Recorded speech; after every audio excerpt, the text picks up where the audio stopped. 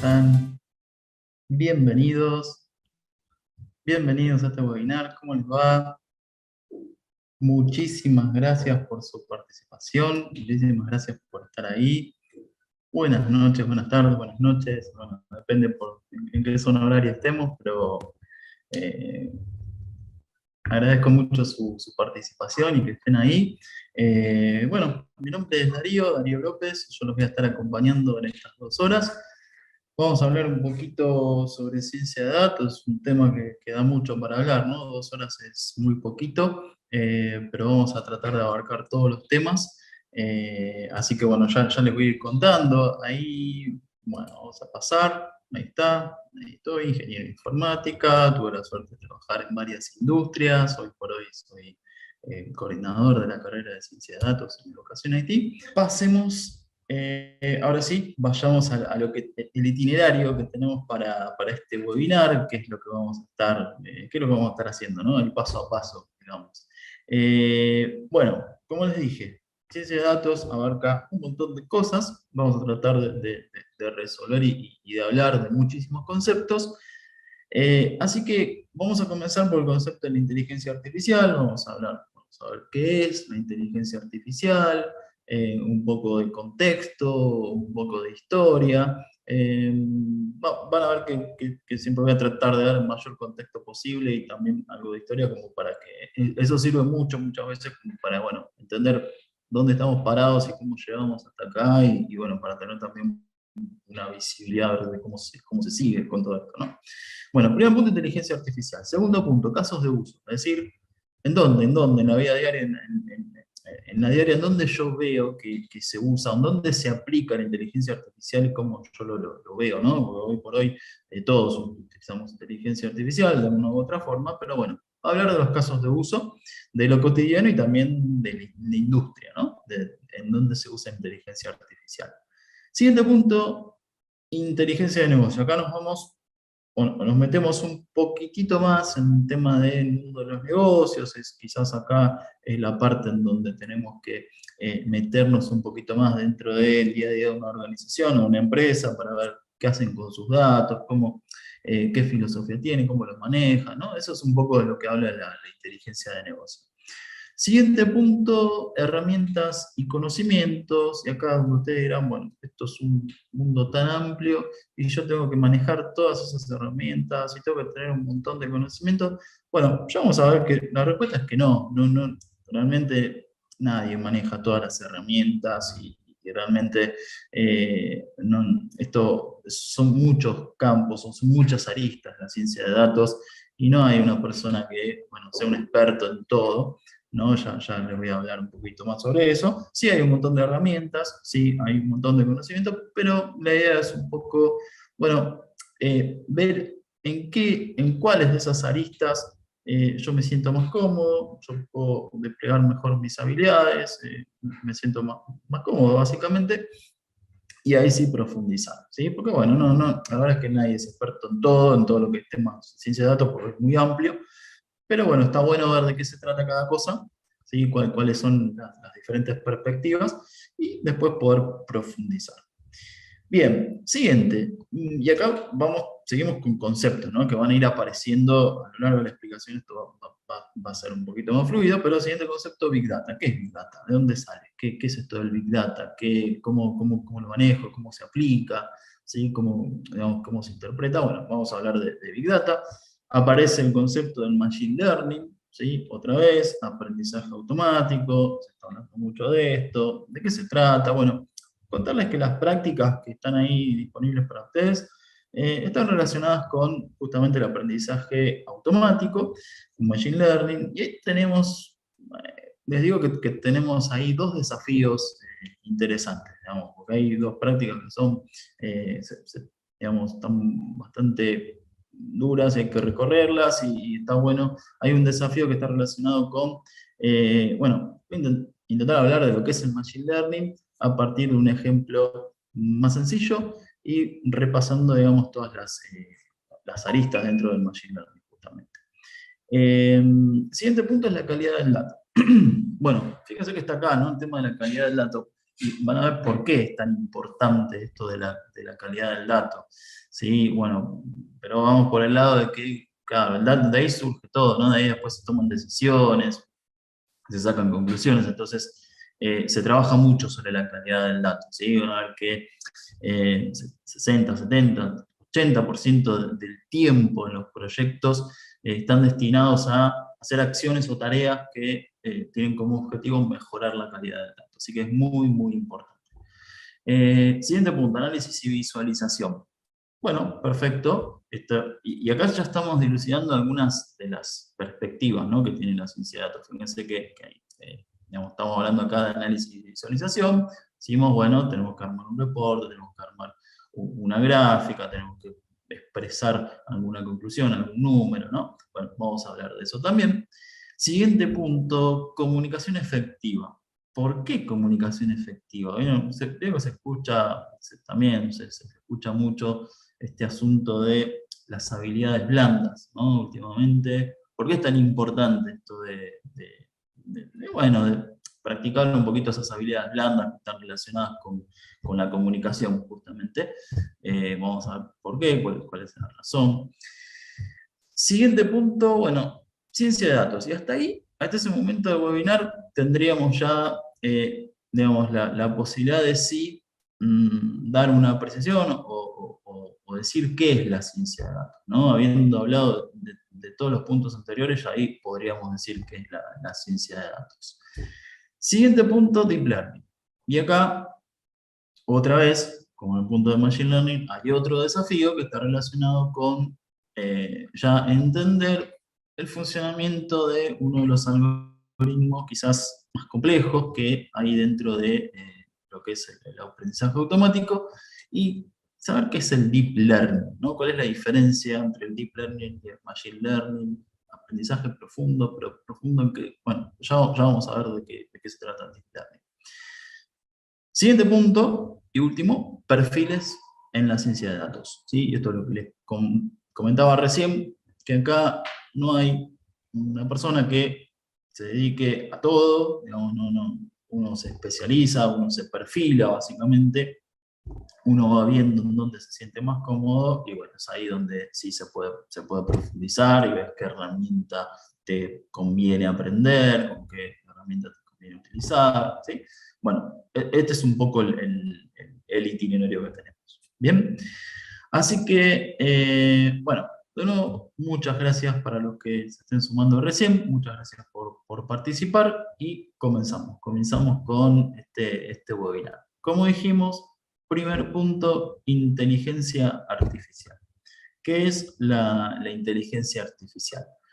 Bueno, la verdad es que ya el propio término inteligencia es un poco subjetivo, ¿no? Es difícil de decir qué es la inteligencia en sí mismo, y bueno, ya más inteligencia artificial, ¿no? Pero podríamos decir que de repente la inteligencia, o al menos hablando en el caso de nosotros, los seres humanos, engloba ciertas características que están relacionadas con la percepción de información a partir del entorno para poder procesarla y poder utilizarla para cumplir un objetivo, ¿no? Muy largo la descripción. Percepción de la información, poder asimilarla y poder utilizarla para cumplir un objetivo, ¿no? Eso podríamos decir que es la inteligencia.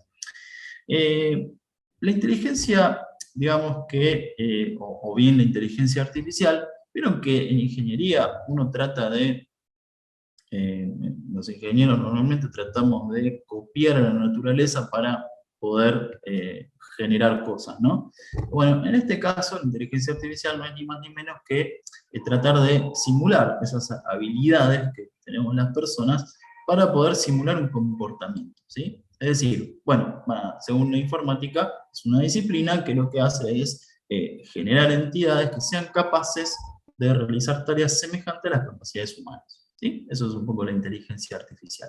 Es una tecnología, ¿sí? Esta tecnología abarca, fíjense, estos puntos que hablábamos recién de la percepción, de la interpretación de la información del entorno, de la realidad, bueno, percibir, generalizar, conceptualizar, reconocimiento de patrones, ¿no? Eso son cosas que hacemos, recordar, ¿no? La memoria, son todas características de la mente humana que tratamos de simular. Así que, bueno, como digo siempre, si ustedes ven un brazo robótico en una cadena de producción, bueno, están viendo inteligencia artificial. Si ustedes utilizan, por ejemplo, un traductor, ¿no? Un traductor de texto de un idioma a otro, están utilizando inteligencia artificial. Bueno, en todos esos casos se utiliza la inteligencia artificial.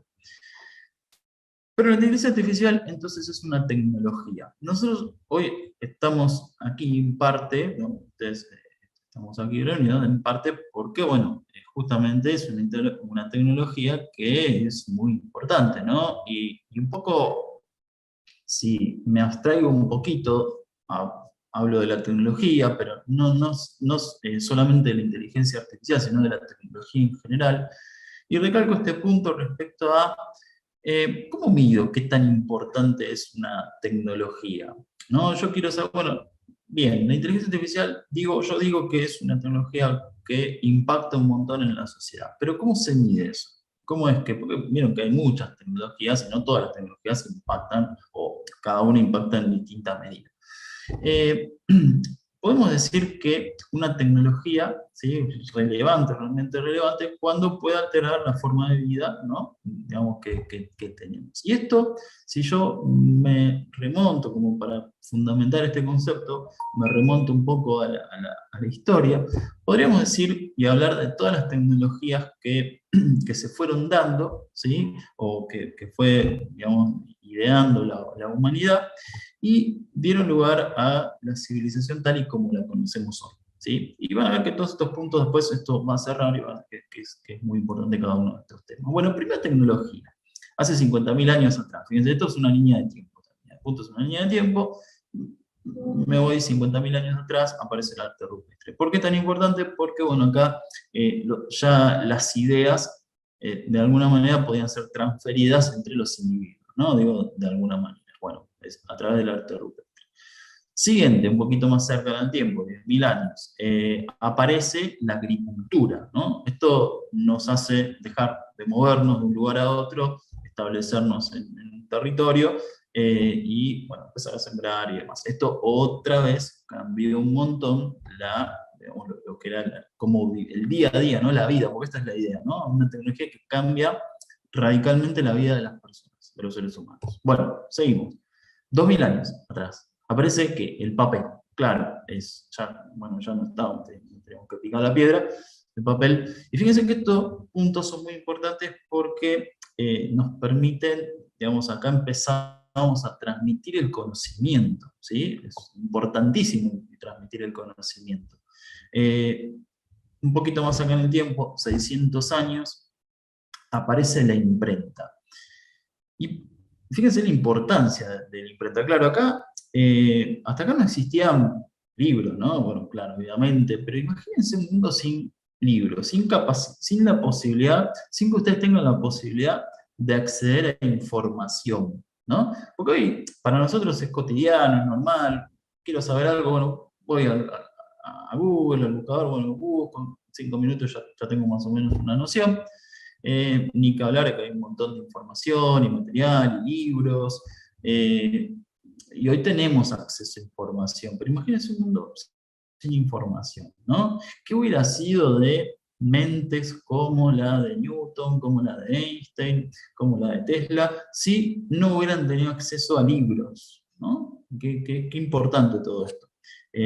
Bueno, aparece la imprenta, podemos empezar a tener más acceso, más personas tienen más acceso a más información, ¿sí? Imaginen cuántas personas muy capaces que no hayan podido tener, o que no hayan tenido la oportunidad de tener acceso a información que hubo en la historia, ¿no? ¿Qué cosa es eso? ¿Sí? Bueno, más acá en el tiempo, aparece la primera revolución industrial. Y esto también es importante porque, bueno, obviamente aparece la industria, si seguimos más acá en el tiempo aparece la electricidad, y esto ya va dando, digamos, que acá ya el mundo, la civilización, empieza a tener la forma que vemos hoy en día, ¿no? Porque no, como les digo, no todo fue siempre así. Y fíjense qué poquito que hace, ¿no? Que nosotros tenemos esta forma de vida, respecto de, bueno, de la historia humana, ¿no? De cuánto tiempo que hace que estamos nosotros. Así que bueno, nada, acá, 100 años atrás, aparece la electricidad, ya es la civilización casi tal y como la conocemos hoy, y acá volvemos al tema de nuestro webinar. 80 años, sí, hace 80 años, ¿sí? Se empieza a hablar de inteligencia artificial. Y ustedes dirán, 80 años, pero recién ahora esto se está haciendo público, de público conocimiento. ¿Cómo es esto? ¿Esto es una tecnología que existe hace 80 años? Bueno, les cuento, hace 80 años se publicó, porque esto se toma como el primer trabajo científico en el área, una publicación de dos biólogos, Macaulay y Pitt, que publicaron, digamos, el funcionamiento de la neurona biológica, y en esa publicación también sugirieron que el hombre podría, ¿sí? Podría emular el comportamiento de una neurona biológica, a lo que llamaron neurona artificial. Todavía no existía el concepto de inteligencia artificial, pero ya se dilucidaba que se podía, de alguna manera, todavía no se sabía bien para qué, pero se podía simular el comportamiento, que yo les dije, tratamos los ingenieros de copiar el funcionamiento de la naturaleza en todo, ¿no? Decimos aviones, copiamos el funcionamiento de las aves, bueno, digamos, siempre hacemos eso recurrente. Bueno, acá ya estaba el concepto, 80 años atrás. Bueno, aparecen personas, ¿sí? Esto obviamente evoluciona, le voy a contar por qué, que esto hace 80 años, recién ahora estamos hablando, o recién ahora tiene tanto impacto la inteligencia artificial, ¿sí? Pero no, es una disciplina en la que se viene trabajando hace tiempo. Bueno, también gracias a personas como Alan Turing, ¿sí? Que fue uno de los padres de la inteligencia artificial, uno de los padres incluso de la computación, ¿sí? Gracias a él tenemos, hoy por hoy podemos comunicarnos, tenemos este webinar, tenemos en nuestra, ustedes pueden verme, escucharme hablar en su compu, en sus celulares. Bueno, se postula el test de Turing. ¿Por qué es importante el test de Turing? Porque el test de Turing decía, bueno, a ver, paremos un poco. Esto es inteligencia artificial, pero en verdad hay que definir ciertas reglas, ¿no? Porque no podemos decir así nomás que un programa es inteligente. ¿Cómo vamos a hacer un programa inteligente? Bueno, se genera el test de Turing. ¿Qué es el test de Turing? Turing lo que dijo fue, bueno, un programa va a ser inteligente cuando pueda interactuar a través de un chat, ¿sí? Texto con una persona y la persona no note la diferencia.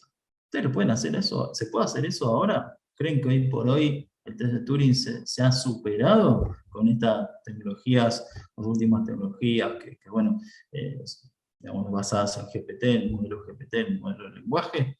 Estamos ahí, ¿no? Estamos cerca. Todavía no se superó realmente, pero estamos bastante cerca. Bueno, esto, fíjense de cuándo data, ¿no? De cuándo viene, ¿sí? Y recién, 65 años atrás, en una conferencia, es donde digamos, sale a la luz o se publica el término inteligencia artificial, ¿sí? Acá se empieza a hablar de esto. Se empieza a hablar de esto y se empieza a popularizar, ¿sí? Bueno, claro, la inteligencia artificial, eh, ¿por qué recién hoy es que tiene tanto impacto en la industria y no lo tuvo en ese momento? Bueno, la realidad es que eh, la inteligencia artificial utiliza algoritmos computacionales que requieren bueno, justamente son computacionales y requieren de capacidad de cómputo, ¿no? Valga la redundancia.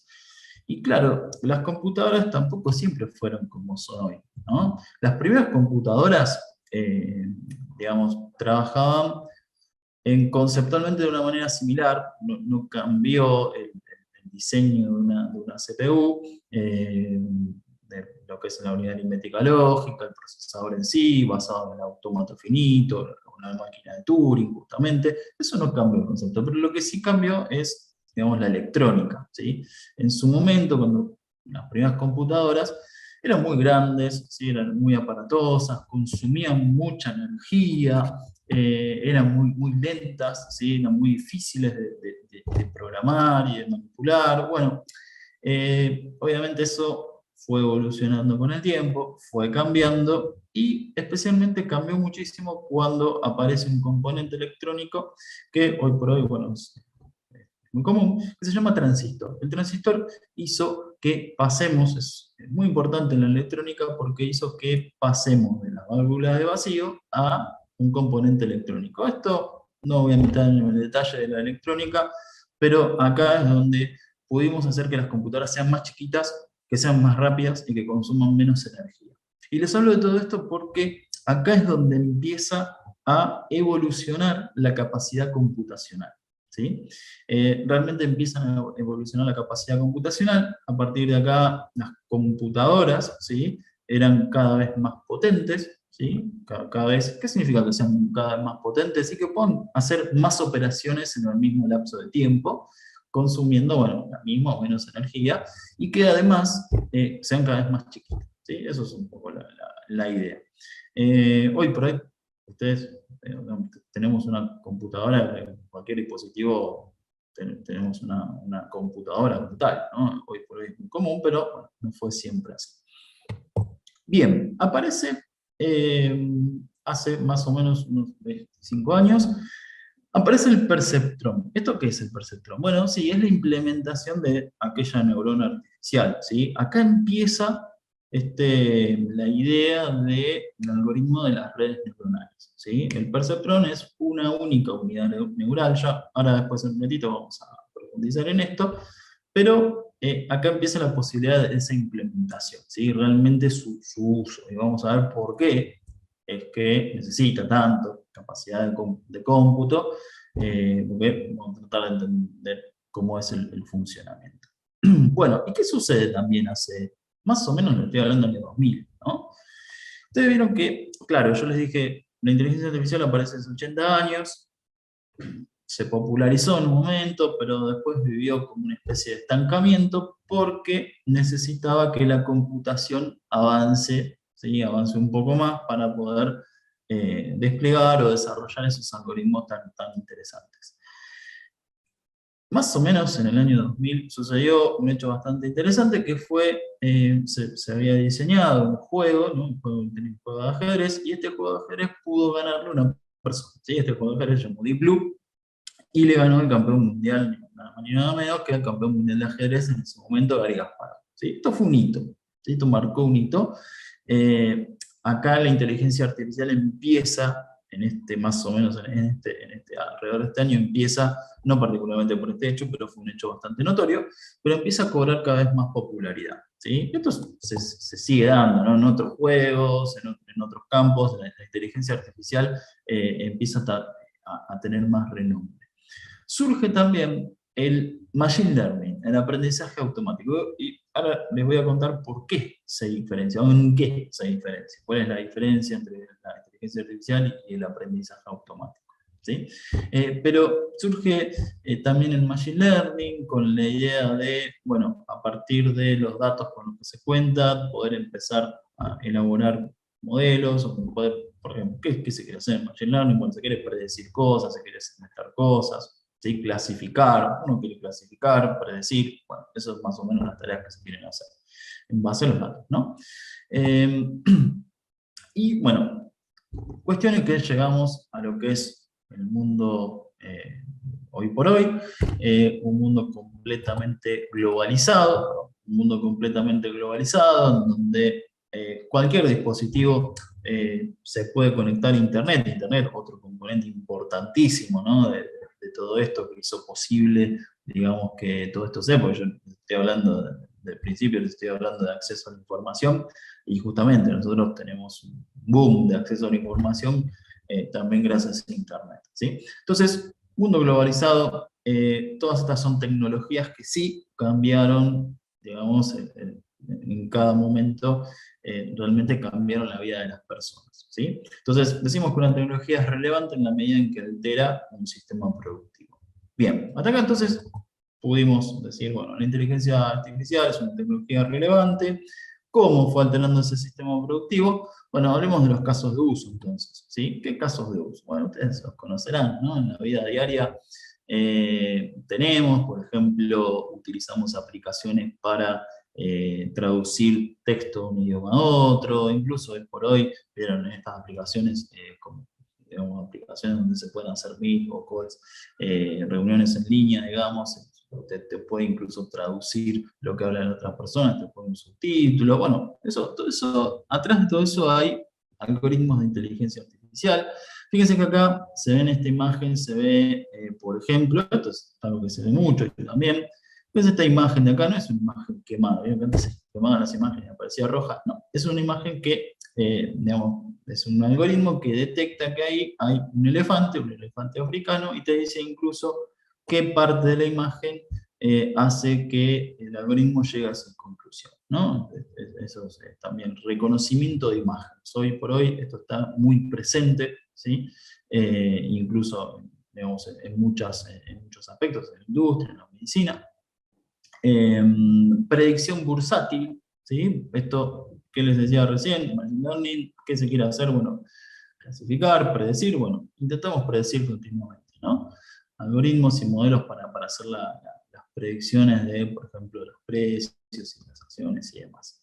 Conducción autónoma, esto también se está viendo mucho. Ustedes imagínense cómo funciona hoy por hoy un auto que tiene conducción autónoma. Sí, imaginarán, está lleno de sensores, pero también hace no solamente reconocimiento de imágenes, sino que hace reconocimiento de video, ¿no? De imagen en movimiento sería. Esto es todavía más complejo, ¿sí? Para detectar la cercanía a personas u objetos. Bueno, detrás de todo esto hay inteligencia artificial, ¿no?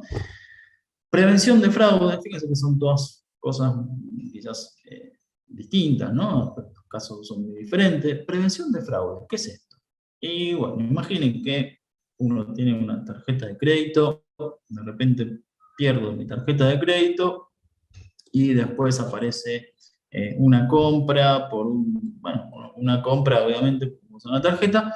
¿Cómo se hace la prevención de fraudes? Y bueno, porque seguramente esa compra va a ser por un monto que yo no suelo comprar, en un lugar en donde yo no suelo comprar, por algún producto muy distinto a lo que yo suelo comprar. Bueno, seguramente tendrá alguna distinción o alguna, entre comillas, anomalía respecto de mi comportamiento habitual, ¿sí? Así, de esa forma se hace lo que es la prevención. Fíjense que la palabra es prevención, no solamente detección. Lo cual implica que yo tengo que detectar que esa operación es una operación anómala respecto a mi comportamiento normal, ¿sí? En tiempo real. Claro, porque es prevención, no es detección solamente. No es que una semana después el banco me dice, che, mira, parece que hicieron una transferencia o hicieron una operación que no puede ser que no sea tuya. No, te lo hacen en el momento, ¿no? Bueno, eso hoy por hoy está activo y funciona, ¿sí? Prevención de fraudes. Y ahora también se juega mucho, ¿no? Con esto, generación de imágenes, generación de sonido, esto también a partir bueno, de que vos le mostrás a un modelo diferentes sonidos o diferentes ejemplos de canciones para que genere sonido automáticamente. Bueno, todo esto hoy por hoy existe, está, ¿sí? Y se utiliza. Análisis genético, bueno, justamente en lo que es el descubrimiento de lo que es el genoma humano, se utilizaron exactamente modelos de inteligencia artificial. ¿Cuál es la particularidad acá? Y claro, ¿cuál es la complejidad del análisis genético en términos bueno, de los datos que se tienen? Es muchísimo volumen de datos y hay que buscar patrones ahí adentro, ¿no? Y bueno, justamente estos algoritmos son buenos para eso, ¿sí? Son buenos encontrando o buscando patrones, ¿sí? Análisis genético, diagnóstico de enfermedades, ¿sí? Diagnóstico de enfermedades. Acá entran muchas cosas, entran análisis de imágenes, entra análisis también de datos, ¿sí? Para poder clasificar, por ejemplo, detectar si en base a estudios una persona, bueno, está propensa o no, o tiene tal o cual enfermedad. Bueno, hoy por hoy se utiliza muchísimo en lo que es la medicina también, la inteligencia artificial. Bueno, estos son dos casos de uso en la industria en general, y como dijimos, acá viene la parte de la inteligencia de negocios. ¿Qué es esto de la inteligencia de negocios? Bueno, como se imaginarán, y como la palabra lo dice, es tratar de aplicar todos estos algoritmos, todas estas ideas al mundo de los negocios. ¿Para qué? Vieron que digamos, normalmente las empresas, ¿qué hacen? Y bueno, toman decisiones, ¿sí? Sacan conclusiones en su operatoria diaria. Eso no es algo nuevo, ¿no? Digamos, en las empresas se toman decisiones desde siempre, y siempre está la persona experta, ¿no? En base a su experiencia, que puede decir, bueno, vamos por acá, o hacemos tal acción, se toman decisiones, ¿sí? En un principio, esto se hizo desde siempre, pero no siempre esas decisiones estuvieron basadas en datos, ¿no? En información plausible, sino que en la experiencia de las personas. Bueno, la inteligencia de negocios viene a apuntalar un poquito eso, ¿sí? Obviamente el experto humano siempre va a estar, es la persona que tiene conocimiento sobre el dominio del problema, pero acá la idea es justamente, en base a los datos que se tienen, poder utilizar todos estos algoritmos, todos estos modelos, poder utilizar la capacidad computacional, poder utilizar incluso conceptos que vienen desde, a partir de la intersección entre la informática, la estadística, muchos conceptos de estadística, de probabilidad, algoritmos de inteligencia artificial, bueno, hardware, todo eso unido como para poder, a partir de los datos, poder sacar provecho de esos famosos insights, ¿sí? Poder sacar conclusiones basadas en los datos, ¿sí? Eso es la inteligencia de negocio. Esto de la inteligencia de negocio es un concepto que surgió más o menos por el 2010, 2015, ¿sí?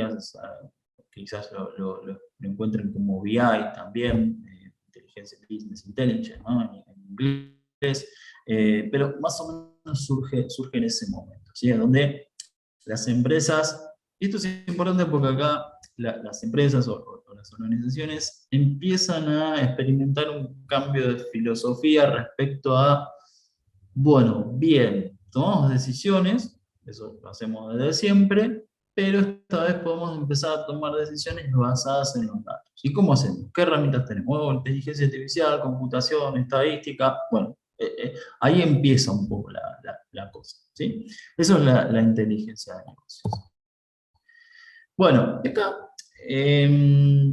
empezamos a dilucidar otro punto. Yo les hablaba recién de tecnologías, les hablé mucho de la computación apuntaló muchísimo a la inteligencia artificial, y algo que hizo que realmente, digamos, dé un paso adelante la inteligencia artificial, es dentro de la evolución de la computación. Ustedes saben que todos tenemos la CPU, ¿no? La famosa CPU, o bien, cuando se compra una compu, esto de i3, i5, i7, bueno, es el procesador, ¿no?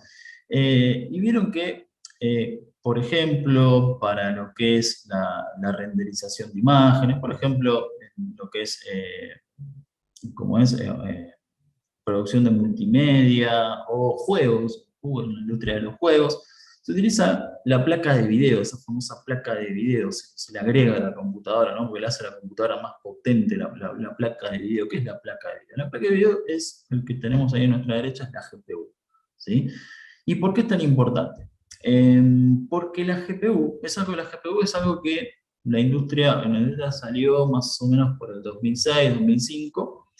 ¿Y por qué es tan importante? En realidad salió justamente por la industria de la multimedia, digamos, de renderizar las pelis animadas, ¿no? Las películas armadas por computadoras, los juegos. Se utilizó más ahí primero. Pero ¿por qué la inteligencia artificial lo usó? O era tan importante para la inteligencia artificial. Porque lo que tiene la GPU, ¿sí? O la placa de video que nosotros usamos, todo esto radica en el problema de, cuando ustedes imagínense cuál sería la problemática si tienen que renderizar. Renderizar es dibujar una pantalla en 3D, por ejemplo, en un juego. ¿Cuál es la problemática? Y claro, ustedes van a empezar a pensar, bueno, si te metes un poco, hurgas un poquitito, empezás a decir, y bueno, cuando la persona te va moviendo dentro de un espacio 3D, tenés que cambiar muchísimo las perspectivas, ¿no? Cambian mucho, vos te mueves un poquito y tenés que, se redibuja todo el entorno. ¿Cómo se genera eso? Eso es a través de, obviamente, un montón de operaciones aritméticas, muchísimas, ¿sí? Es muchísimas operaciones aritméticas que hacen que la computadora pueda renderizar o dibujar la pantalla. Esas operaciones aritméticas no necesariamente se tienen que hacer una detrás de la otra, ¿no? Son todas operaciones, son todos vectores, se llama, no importa, pues son todas operaciones que se pueden hacer a la vez, al mismo tiempo, ¿sí? Para dibujar cada uno de los puntitos que vos ves en la pantalla.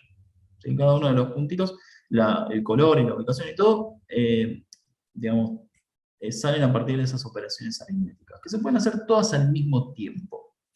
El procesador, la CPU tradicional, no tiene tanta capacidad de hacer muchas operaciones aritméticas al mismo tiempo. La CPU tradicional hace un montón de cosas y la hace bien, pero no específicamente demasiadas operaciones aritméticas al mismo tiempo. La GPU justamente hace eso, ¿sí? Tiene esa capacidad. Para lo demás está el procesador, pero cuando hay que hacer muchas operaciones aritméticas al mismo tiempo, está la GPU. Por eso la GPU es un dispositivo tan importante. ¿Sí? Es una máquina, se dice que es una máquina de propósito específico, y la CPU una máquina de propósito general. Ahora les voy a contar también por qué es tan importante hacer tantas operaciones aritméticas al mismo tiempo. ¿Sí? Bueno, herramientas y conocimientos. Pasamos al siguiente punto.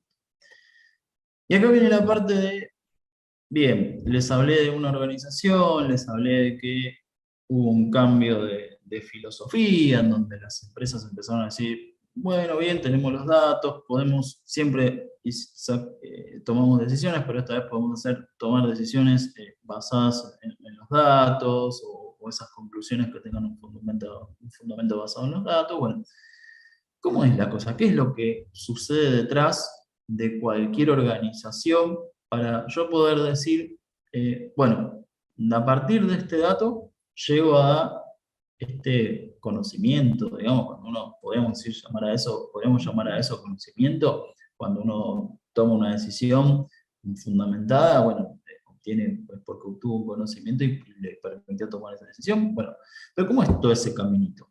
Bueno, lo que ven acá es lo que se conoce como el ciclo de vida del dato, ¿sí?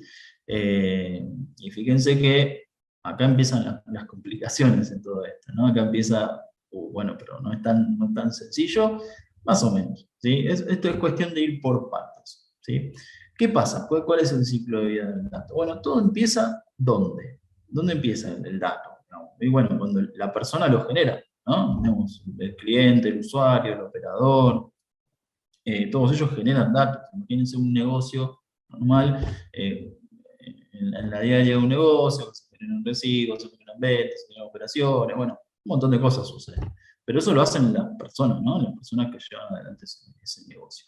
Bueno, esas personas que generan datos lo hacen, ¿sí? Estamos acá en el primer estadio, lo hacen a través de interfaces, ¿no? De aplicaciones. ¿Sí? Yo me conecto tengo una aplicación de escritorio, tengo mi sistemita, por ejemplo, de recursos humanos, de facturación, o tengo una aplicación web, ¿sí?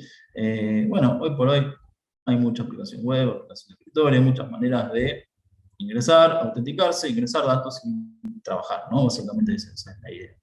Detrás de todas esas aplicaciones, ¿sí? Detrás de cada una de esas aplicaciones hay, ¿qué? Un repositorio de datos, ¿sí? Obviamente, porque si no estamos hablando de generar datos, entonces, ¿dónde van a parar esos datos? Yo necesito una aplicación, un sistema informático digamos, que me gestione un poco el proceso de negocio, pero esos datos se guardan en algún lugar. Bueno, repositorios.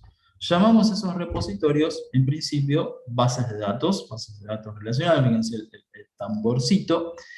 Les cuento una cosa acá, ¿no? Porque acá se empieza a hablar de dato estructurado y dato no estructurado, ¿qué es todo esto? Este procesito que yo les estoy contando, obviamente no es nuevo, no es de ahora.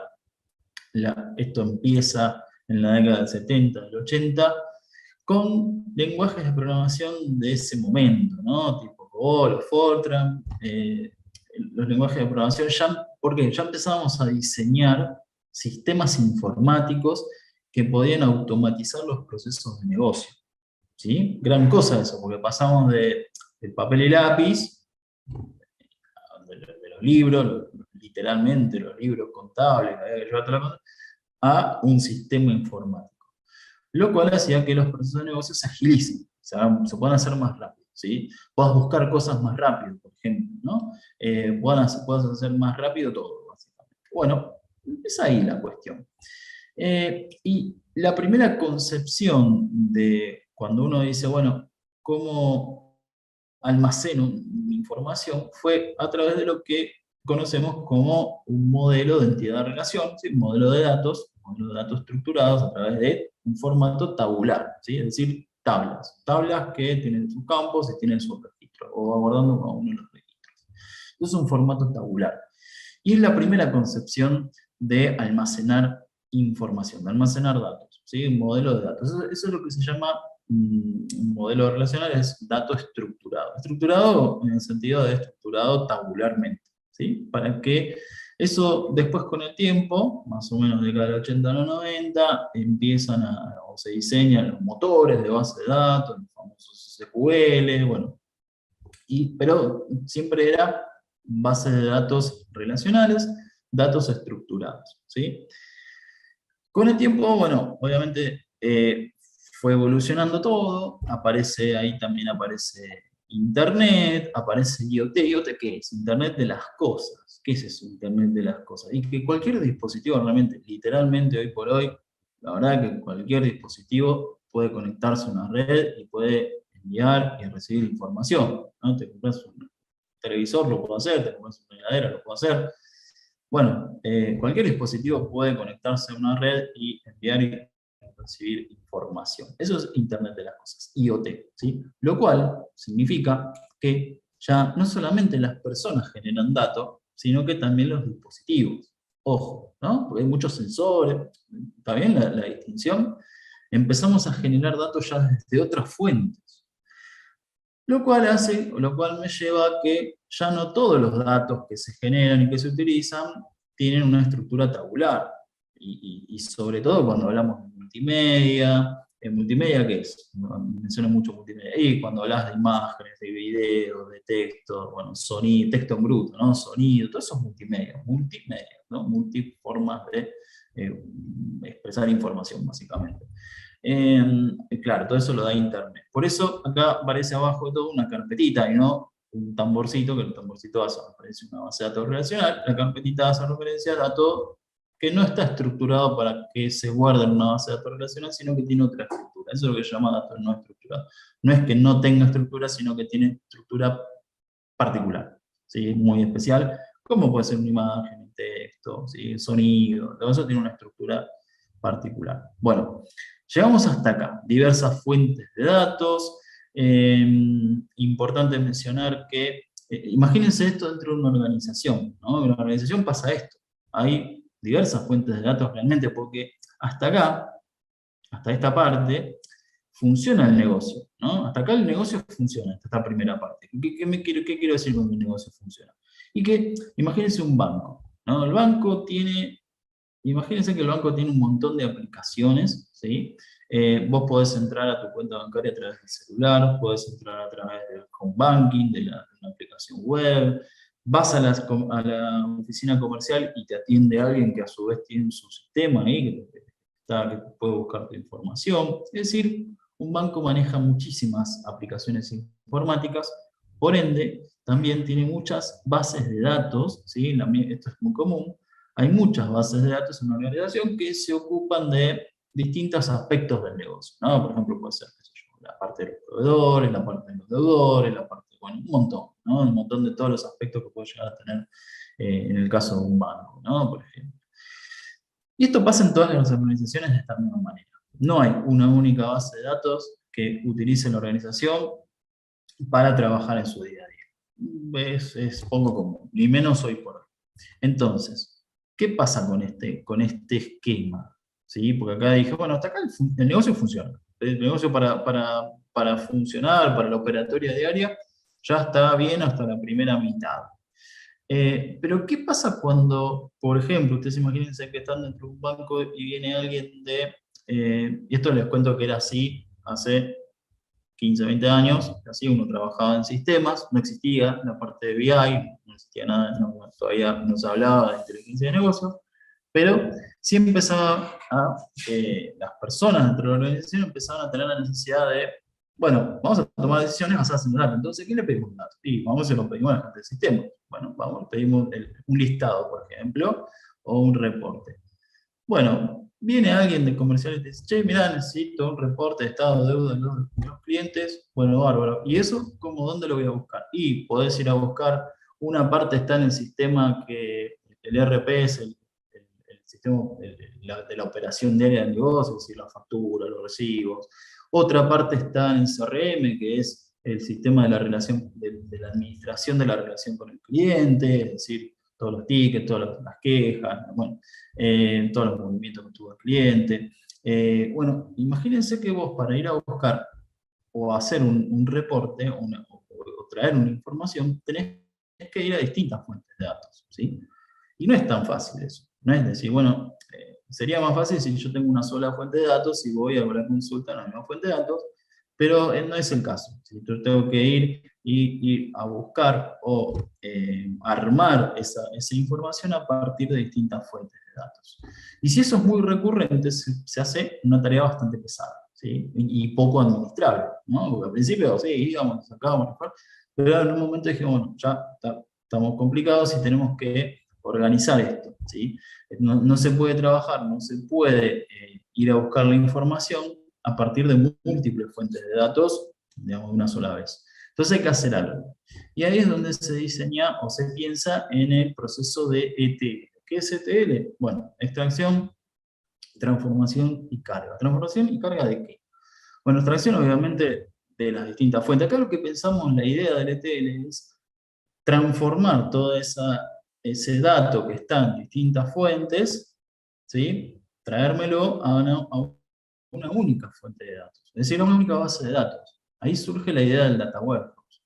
El Data Warehouse, que la idea del Data Warehouse, o el concepto, viene más o menos de la época que se piensa en Business Intelligence, en inteligencia de negocio, más o menos tiene 15 años, 20 años. El Data Warehouse es una base de datos relacional, es un SQL que alberga, ¿sí?, todo el modelo de datos de la organización.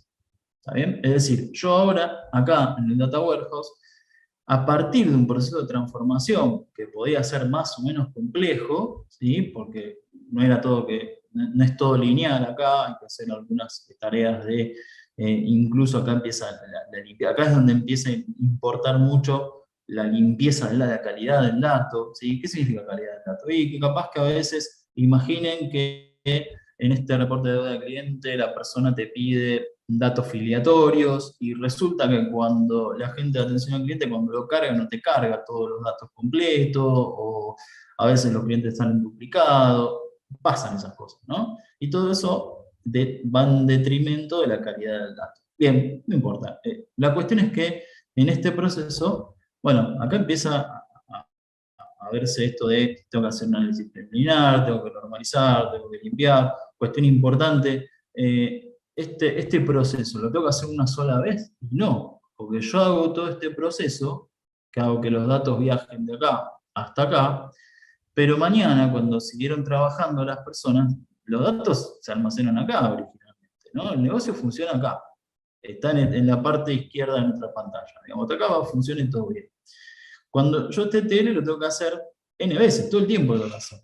O sea, porque si yo quiero ver información actualizada, lo tengo que volver a hacer, ¿sí? Entonces, nada, por eso también empieza el tema de la frecuencia de actualización, y eso va en la necesidad de que vos tengas de qué tan actualizada quieras tu información. Es decir, por ejemplo, un gerente quiere ver un reporte de cobranzas, pero lo quiere ver minuto a minuto, y no, capaz que lo quiere ver actualizado al día, ¿no? Entonces, llega a la mañana y quiere ver hasta el día de ayer, o lo quiere ver actualizado 2 veces al día, ¿no? Puede cambiar. Esto depende de la información que se está consumiendo y la periodicidad de actualización.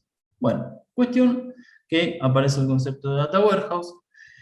Cuando surge el concepto de Data Warehouse, había una particularidad en ese momento en el que, acá en ese momento pasaban dos cosas. Les estoy hablando 15 o 20 años atrás. Pasaban dos cosas. La capacidad de vuelta, la capacidad de cómputo, o sea, la capacidad de procesamiento de los equipos informáticos no era la que son, ¿sí? Así que teníamos computadoras más lentas. Y además, el costo de almacenamiento el costo de almacenamiento, ustedes iban a comprar un disco rígido, era mucho más caro que lo que es ahora. ¿Sí? Dos puntos, dos cosas importantes. Entonces, eso de alguna manera restringía el desarrollo de Data Warehouse a decir, acá solamente vamos a almacenar o vamos a pasar en este proceso y vamos a guardar en el Data Warehouse la información que yo sé que después voy a analizar, que voy a usar. No todo el modelo de negocio, no toda la información que genera el negocio, sino solamente lo que ya me pidieron, lo que ya sé que después se va a analizar. Si hay algún cambio, se agrega una nueva entidad, se agrega una nueva lista de información, bueno, se agrega el proceso de TL y se agrega el Data Warehouse. Pero si no, no. ¿Por qué? Porque tenemos que optimizar, ¿sí? El espacio de almacenamiento era caro, y como les digo, el procesamiento también era, digamos, llevaba su tiempo. Es decir, estos procesos TTL no se hacía de manera momentánea, ¿no? No es que se hacía en un segundo ya estaba, no, llevaba tiempo, o sea, extraer todos esos datos, la transformación y después la carga. Depende, ¿no? Tiempo, procesos de media hora, una hora, qué sé yo, hora y media, depende del volumen de la información y de qué tan performante uno lo podía diseñar. Pero bueno, hoy por hoy evolucionamos un poquito más y como les decía, así como apareció Internet, y así como apareció IoT, y así como aparecen los datos estructurados, multimedia y todo eso, también la capacidad de computación, la capacidad de cómputo aumenta. Y también el costo de almacenamiento disminuyó un montón, ¿no? Porque hoy por hoy ustedes hablan de un giga como si nada, ¿no? Hace 15 años un giga era la palabra mayor, ¿no? ¿Para qué voy a necesitar un giga? Es un montón de espacio de almacenamiento. Bueno, hoy por hoy se genera datos, pero de una manera monstruosa, y nada, el costo de almacenamiento también disminuyó, bajó. Entonces, ¿qué cambió? Dado esas dos cosas. Aparece el concepto del data lake. ¿Cuál es la diferencia? Ahora después vamos a profundizar un poquito más. Pero imagínense que el data lake ya dice, en principio no es solamente una base de datos relacional, no es solo un SQL, alberga todo tipo de estructuras de datos, ¿sí? Y también cambia el concepto de decir, bueno, ya como el costo de almacenamiento no es tan alto, ya podemos almacenar y podemos guardar acá en un repositorio unificado, los dos son repositorios unificados de la información, podemos guardar en un repositorio unificado toda la data de la empresa, de la organización. De manera que después vamos a consumir a un solo lugar, o a buscar a un solo lugar, la data cuando queremos hacer reportes. ¿Bien? ¿Hasta acá? Bueno, llegamos a esta parte, y ahora, claro, ahora sí, ya tengo, esto es lo importante, tengo un repositorio unificado. Yo sé un data lake, un data warehouse, lo importante es que tengo un repositorio unificado de la información. Y acá es donde digo, bueno, bárbaro, ahora sí puedo responder a las necesidades del negocio, y voy y armo mi reporte, ¿no? Acá empieza, y acá, en este punto, es cuando yo puedo llamar a ese dato, puedo llamar información. Porque acá es cuando armé el gráfico de barras, cuando armé la tablita, cuando armé el gráfico de tortas, estoy armando un reporte y te estoy mostrando de alguna manera información de manera gráfica, ¿sí?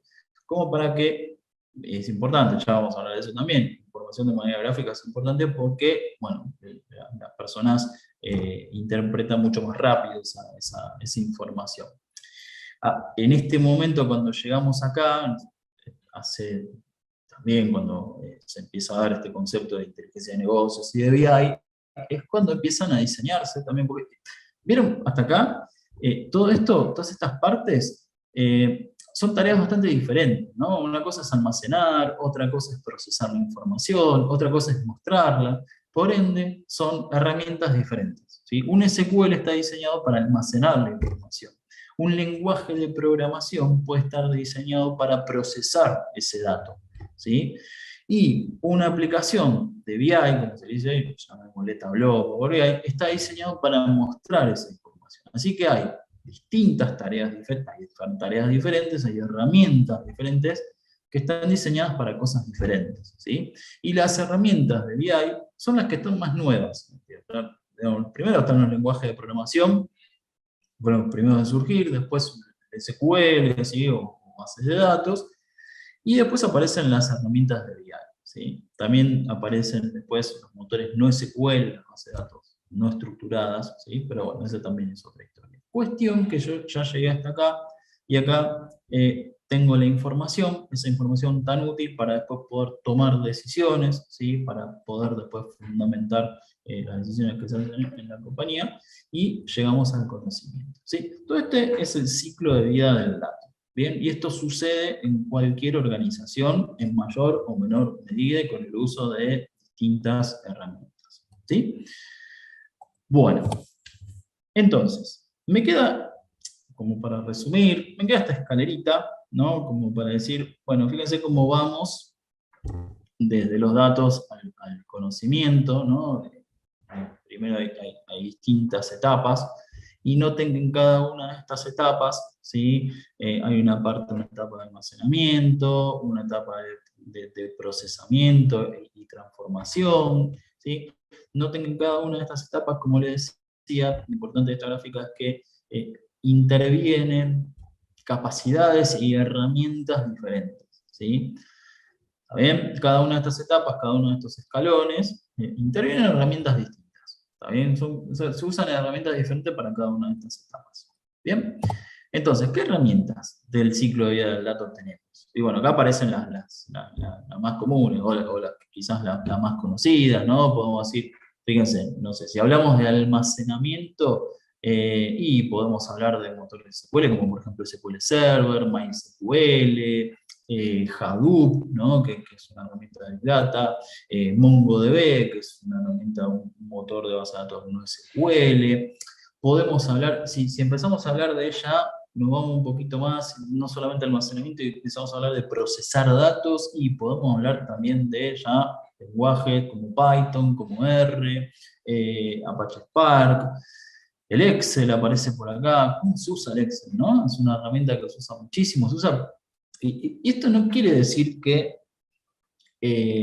las herramientas, si bien se diseñaron para una tarea específica, no quiere decir que vos no puedas hacer otra cosa, ¿no? Porque vos sí podés procesar en cierta medida información en un SQL, en un Excel también. La verdad es esa, ¿no? Se usa mucho el Excel, se usa para almacenar, se usa para procesar, se usa un montón el Excel realmente. Digamos, planillas de cálculo, ¿no?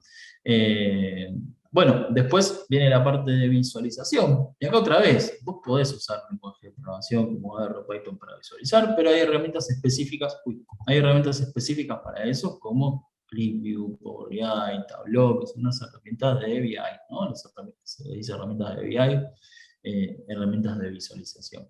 Y acá donde les decía yo al principio, ¿yo tengo que saber todo esto? No, depende a lo que te quieras dedicar dentro del ciclo de vida del dato. Vos capaz que uno se quiere dedicar a lo que es la parte de infraestructura, del almacenamiento, entonces capaz que te conviene más aprender Hadoop, aprender SQL, o sea, aprender algo que esté relacionado con las bases de datos, o capaz que te interesa más la parte del procesamiento, y ahí te va a interesar o te va a servir más aprender una herramienta como Spark, o aprender un lenguaje de programación como Python, como R, ¿no? O capaz que te interesa más la parte analítica, la parte de la visualización, la parte final, de sacar las conclusiones. Entonces ahí quizás te convenga una herramienta de visualización, una herramienta donde puedas generar tus reportes, como Tableau o como BI. Bueno, bien, ven cómo, y la verdad es que no hay una persona que maneje todo esto, y en el día a día en las empresas, en los proyectos, tampoco hay alguien que se encargue de todo, ¿no? De todo esto.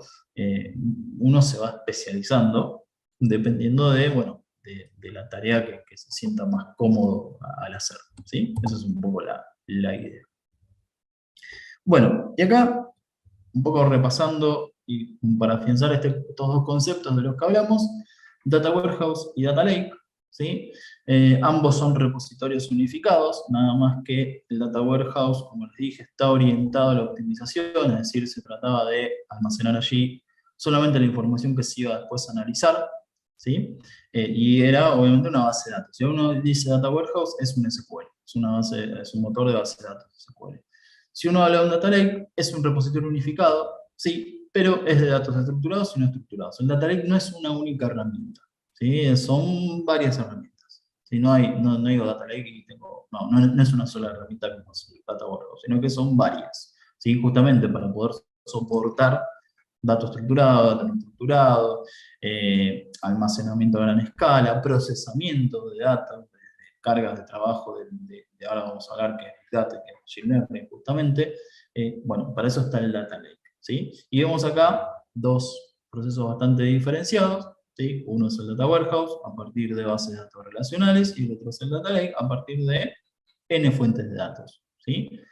Importante, muchas fuentes de datos, pero también de datos de diferentes estructuras, ¿no? Yo puedo tener muchas fuentes de datos, pero la misma estructura, ¿sí? Estamos hablando acá de distintas estructuras, ¿sí? Lo cual va a decaer en distintas fuentes también. Entonces, esto me da pie para abordar el concepto de Big Data. Como se imaginarán, el concepto de Big Data viene de ahí, ¿no? Viene de esto de, bueno, ahora resulta que con el tema del advenimiento de Internet, el uso de otras estructuras de datos, multimedia, la utilización justamente hay sistemas o empresas que montan sus negocios enteramente en lo que es la web, por ejemplo.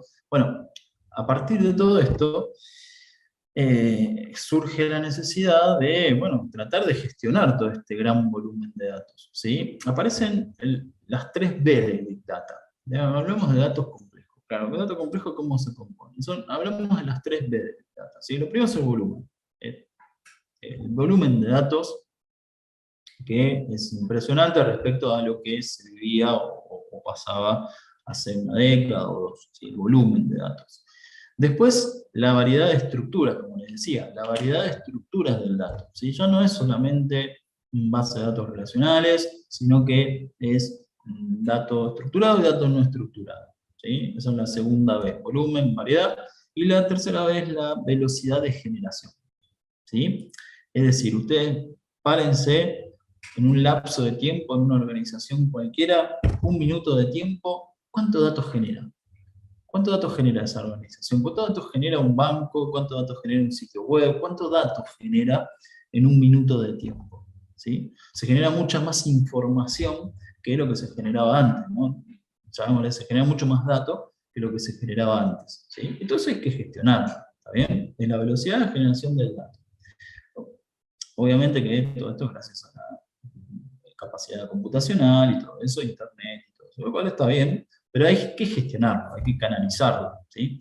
Bueno, eso es Big Data, justamente. El Big Data es un conjunto de herramientas que permiten gestionar y canalizar todo este dato complejo, digamos, ¿sí? Eso es puntualmente Big Data, es un conjunto de herramientas, ¿sí? No es una sola herramienta tampoco, sino que es más bien un conjunto de herramientas. Y acá es donde entra en juego, bueno, digamos, esto de tecnologías en la nube, proveedores de servicios, todos ellos te brindan, esto se puede hacer localmente o se puede hacer con un proveedor de servicio, pero el punto es que todas estas herramientas te sirven para gestionar y canalizar todo este gran volumen de datos. Bien, y el siguiente punto, Machine Learning. ¿Qué es esto del Machine Learning? El aprendizaje automático. ¿Y cuál es la diferencia con la inteligencia artificial? Bueno, vamos por partes. Imagínense, y acá voy a hacer también un pequeño parate, porque acá voy a pasar a una de las prácticas para ir haciéndoles este paso a paso. Y se los voy a plantear a partir de una problemática. ¿Ven esta tablita que aparece por acá? Imagínense que ustedes vieron que hoy por hoy, bueno, es muy común, hoy por hoy ya la ciencia de la biología tiene existe lo que es la especiación, ¿no? Que ya están catalogadas las especies, hablamos de animales, de flora, fauna, ya más o menos está todo catalogado, pero no fue siempre así, ¿no? Digamos, en algún momento, esto sucedió hace unos 300 años más o menos, que los biólogos empezaron a decir, es interesante poder empezar a catalogar las especies, ¿no? Empezar a clasificar, ¿no? O de la misma especie quizás había individuos ligeramente diferentes, entonces hacíamos incluso subespecies, ¿no? Entonces imagínense que ustedes son un biólogo de hace 300 años, en donde ustedes empiezan a querer darse esa tarea, ¿no? Decir, bueno, quiero empezar a clasificar, a catalogar. ¿Y cómo hacen eso? ¿Cómo harían eso? Y bueno, tengo que empezar a observar, ¿no? Y más allá de observar, empezar a recolectar datos, ¿sí? Fíjense esta tablita, esta es un dataset muy usado en el mundo de Machine Learning, que se llama dataset de Iris. ¿Qué es esto? Esto tiene distintos, cada uno de estos registros son mediciones, ¿sí? ¿Mediciones de qué? Del largo y del ancho del pétalo y del sépalo de la flor. ¿Y por qué es tan importante esto?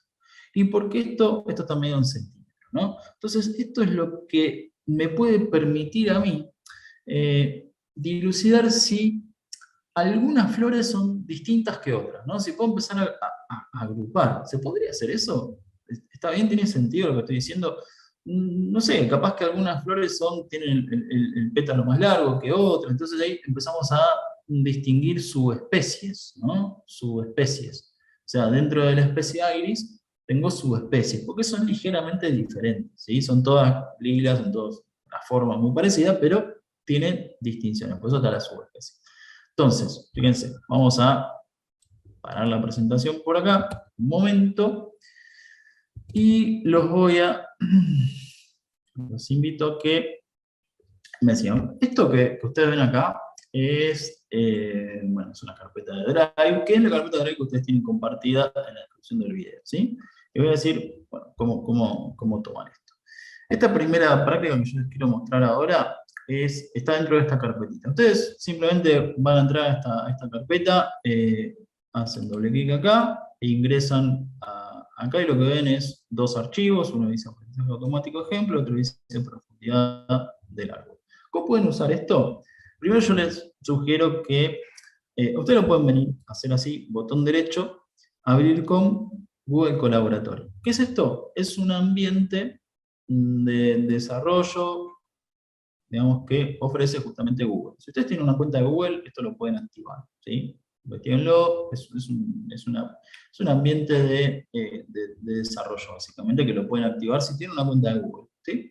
Lo pueden abrir directamente desde acá, no lo van a poder, que bueno, no es necesario, pero no se puede modificar, pero sí se lo pueden descargar, se pueden descargar todo esto, acá se lo descargan, por acá, descargar, y se lo pueden subir a su Drive o lo pueden usar localmente. Lo bueno de tenerlo en Drive es que pueden usar, no tienen que instalar Python, básicamente, no es necesario, si quieren hacerlo pueden hacer, pero no es necesario, no por lo menos para seguir este ejemplo. Si ustedes hacen así, abrir con Google Colaboratory, van a ver que les abre una pestaña más del explorador. Bueno, lo venía probando. Y aparece esto, aprendizaje automático ejemplo. ¿Qué tengo por acá? Esto se los es un poco el ejemplo del cual les venía hablando, de las flores, como para ver cómo esto se toma, ¿no? Esto es uno de los desafíos que yo les mencionaba para empezar a ver cuáles son las distintas facetas del aprendizaje automático, ¿sí?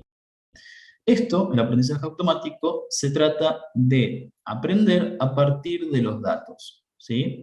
Esa es la diferencia con la inteligencia artificial. La inteligencia artificial no necesariamente aplica algoritmos que hacen acciones a partir de datos o de estadística o de analizar volúmenes de datos. No, a veces es a través de heurísticas, por ejemplo, o por ejemplo, no sé, cómo se hacían los primeros juegos de ajedrez, por ejemplo, ¿no? que yo les hablaba que le ganó Gary Kasparov. Era porque en ese momento se analizó un montón de jugadas y de partidas de ajedrez. No iba por ahí.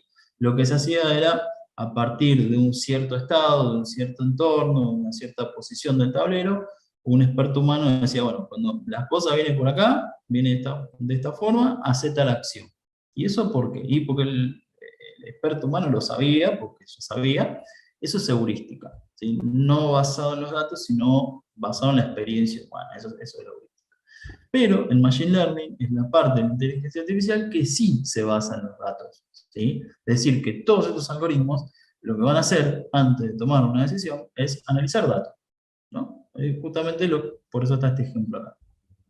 Bueno, y el aprendizaje automático, Machine Learning, tiene dos grandes grupos, ¿no? Una cosa es el aprendizaje supervisado y otra cosa es el aprendizaje no supervisado, ¿sí? Vamos a ver primero empezar por el aprendizaje no supervisado, específicamente por el problema de la segmentación o clustering, ¿sí?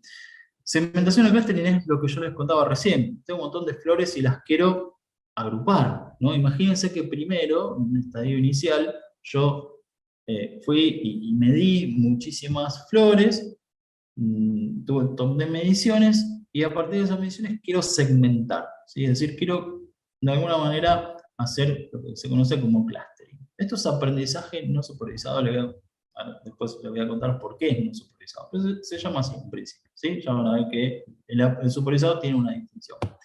Bueno, todo esto, claro, es código Python.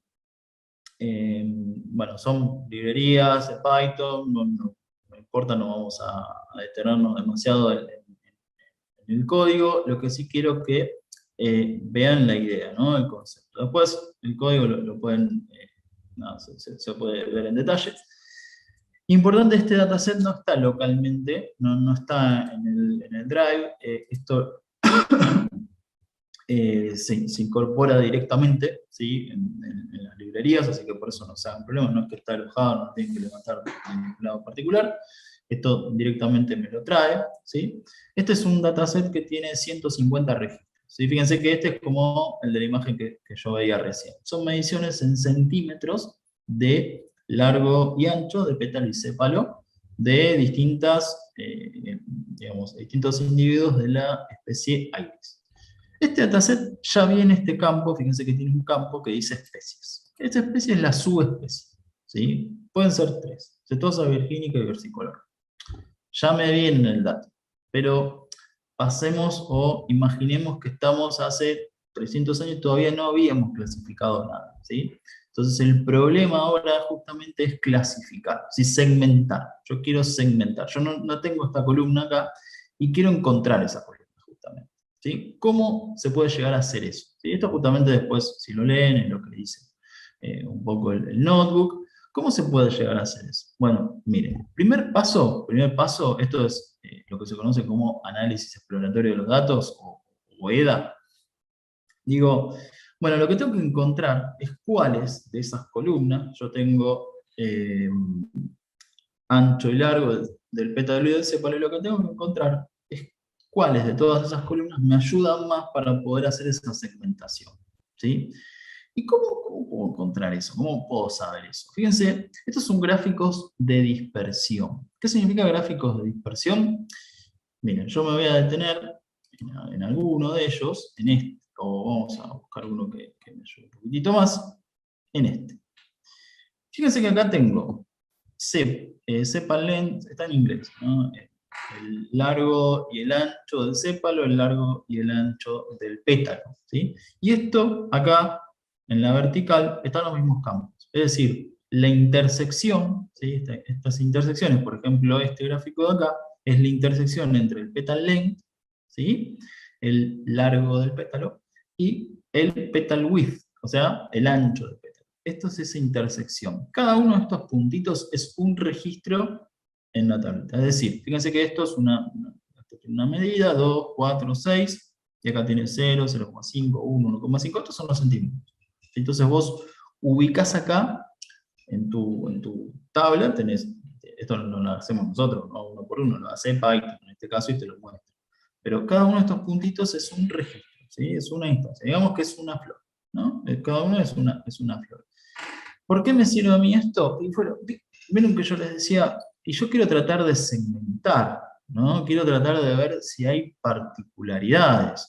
Y bueno, fíjense que acá, por ejemplo, en este diagrama de dispersión que se muestra por acá, en la intersección de estos dos campos, fíjense que acá hay una nube de puntos bastante alejada de la otra, ¿no? ¿Qué significa eso? ¿Eso nos ayuda un poco? Y puede ser que nos ayude, porque significa que todos estos registros tienen la particularidad de que, por ejemplo, el petal length, ¿sí? Es menor a 2, ¿no? Porque está acá el numerito 2, lo estoy viendo, ¿no? Esto lo estoy haciendo yo visualmente. Y acá el petal width es menor que 1, ¿no? Se podría decir. Es decir, son chiquitas, digamos, y estas son un poco más grandes, ¿no? Y es marcada la diferencia, ¿no? Acá no hay datos acá en el medio, ¿sí? Como que o es chiquita o es cortita o es más larga a partir de 4 centímetros o 3 centímetros, ¿no? Ahí hay una distinción.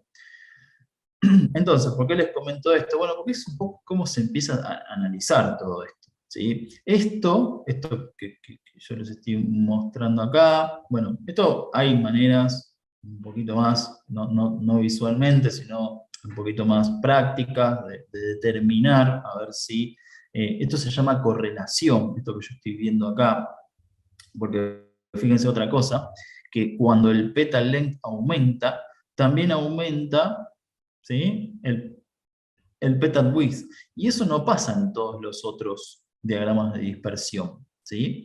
Pasa acá, pero esto pasa acá porque en realidad es el mismo dato, ¿no? Acá lo tengo al revés, en este. Acá tengo petal width y petal length, que es lo mismo que acá, pero bueno, como esto es una matriz, tengo la misma intersección, nada más que está cambiado. Pero fíjense que en las demás no se ve tan claramente esto de que cuando uno aumenta, la otra también aumenta, ¿no? Eso es importante, se llama correlación, ¿sí? Se llama correlación lineal, eso. Porque imagínense que esto genera esta nube de puntos, y yo la aplasto así, la veo, es una línea, entonces esto me dice que cuando el petal length aumenta, estas se llaman variables, ¿sí? El petal length, petal width, son variables, cada uno de los campos son variables. Una aumenta, la otra también aumenta, ¿sí? O sea que hay una correlación, no pasa lo mismo con las otras, ¿sí? Todo esto es información que me sirve en el análisis preliminar. Es más, yo podría decir que, bueno, con estos dos campos podría llegar a hacer esa segmentación que tanto quiero llegar. O sea, ya puedo prescindir de datos que quizás no me sirve tanto. ¿Por qué no me sirve tanto? Porque fíjense que en este, por ejemplo, sepal width y petal width, y está todo muy mezclado, ¿no? Hay mucho caos acá, ¿no? Fíjense que todo esto siempre se trata de encontrar patrones, y acá hay bastante caos, ¿no? Está todo bastante mezclado, no tiene una forma, algo que yo pueda trabajar, ¿no? Este es el mejorcito, ¿sí? Digamos que este es el mejorcito.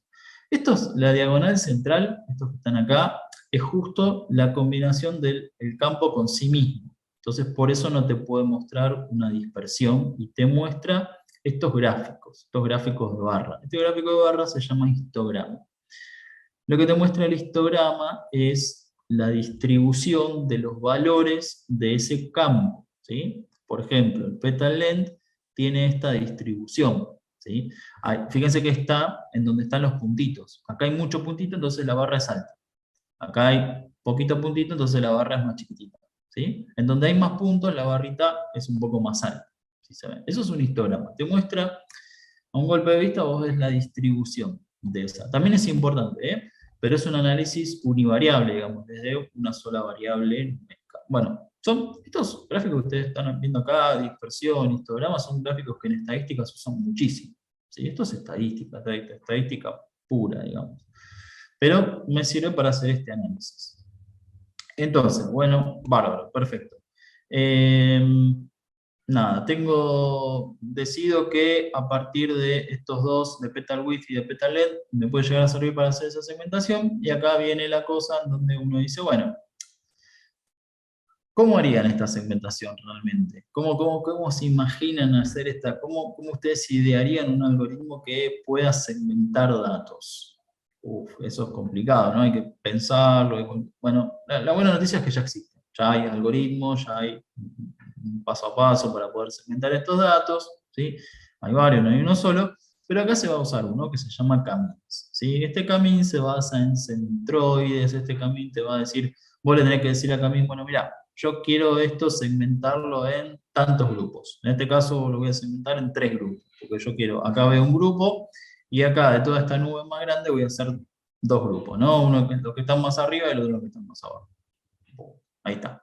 Entonces, le voy a decir a Python, bueno, usemos Camins. Esto es de vuelta la sintaxis, no vamos a profundizar porque si no hay muy poco tiempo. Pero el punto es que vos le decís la cantidad de clusters, es decir, la cantidad de grupos, de segmentos que quiero determinar, ¿sí?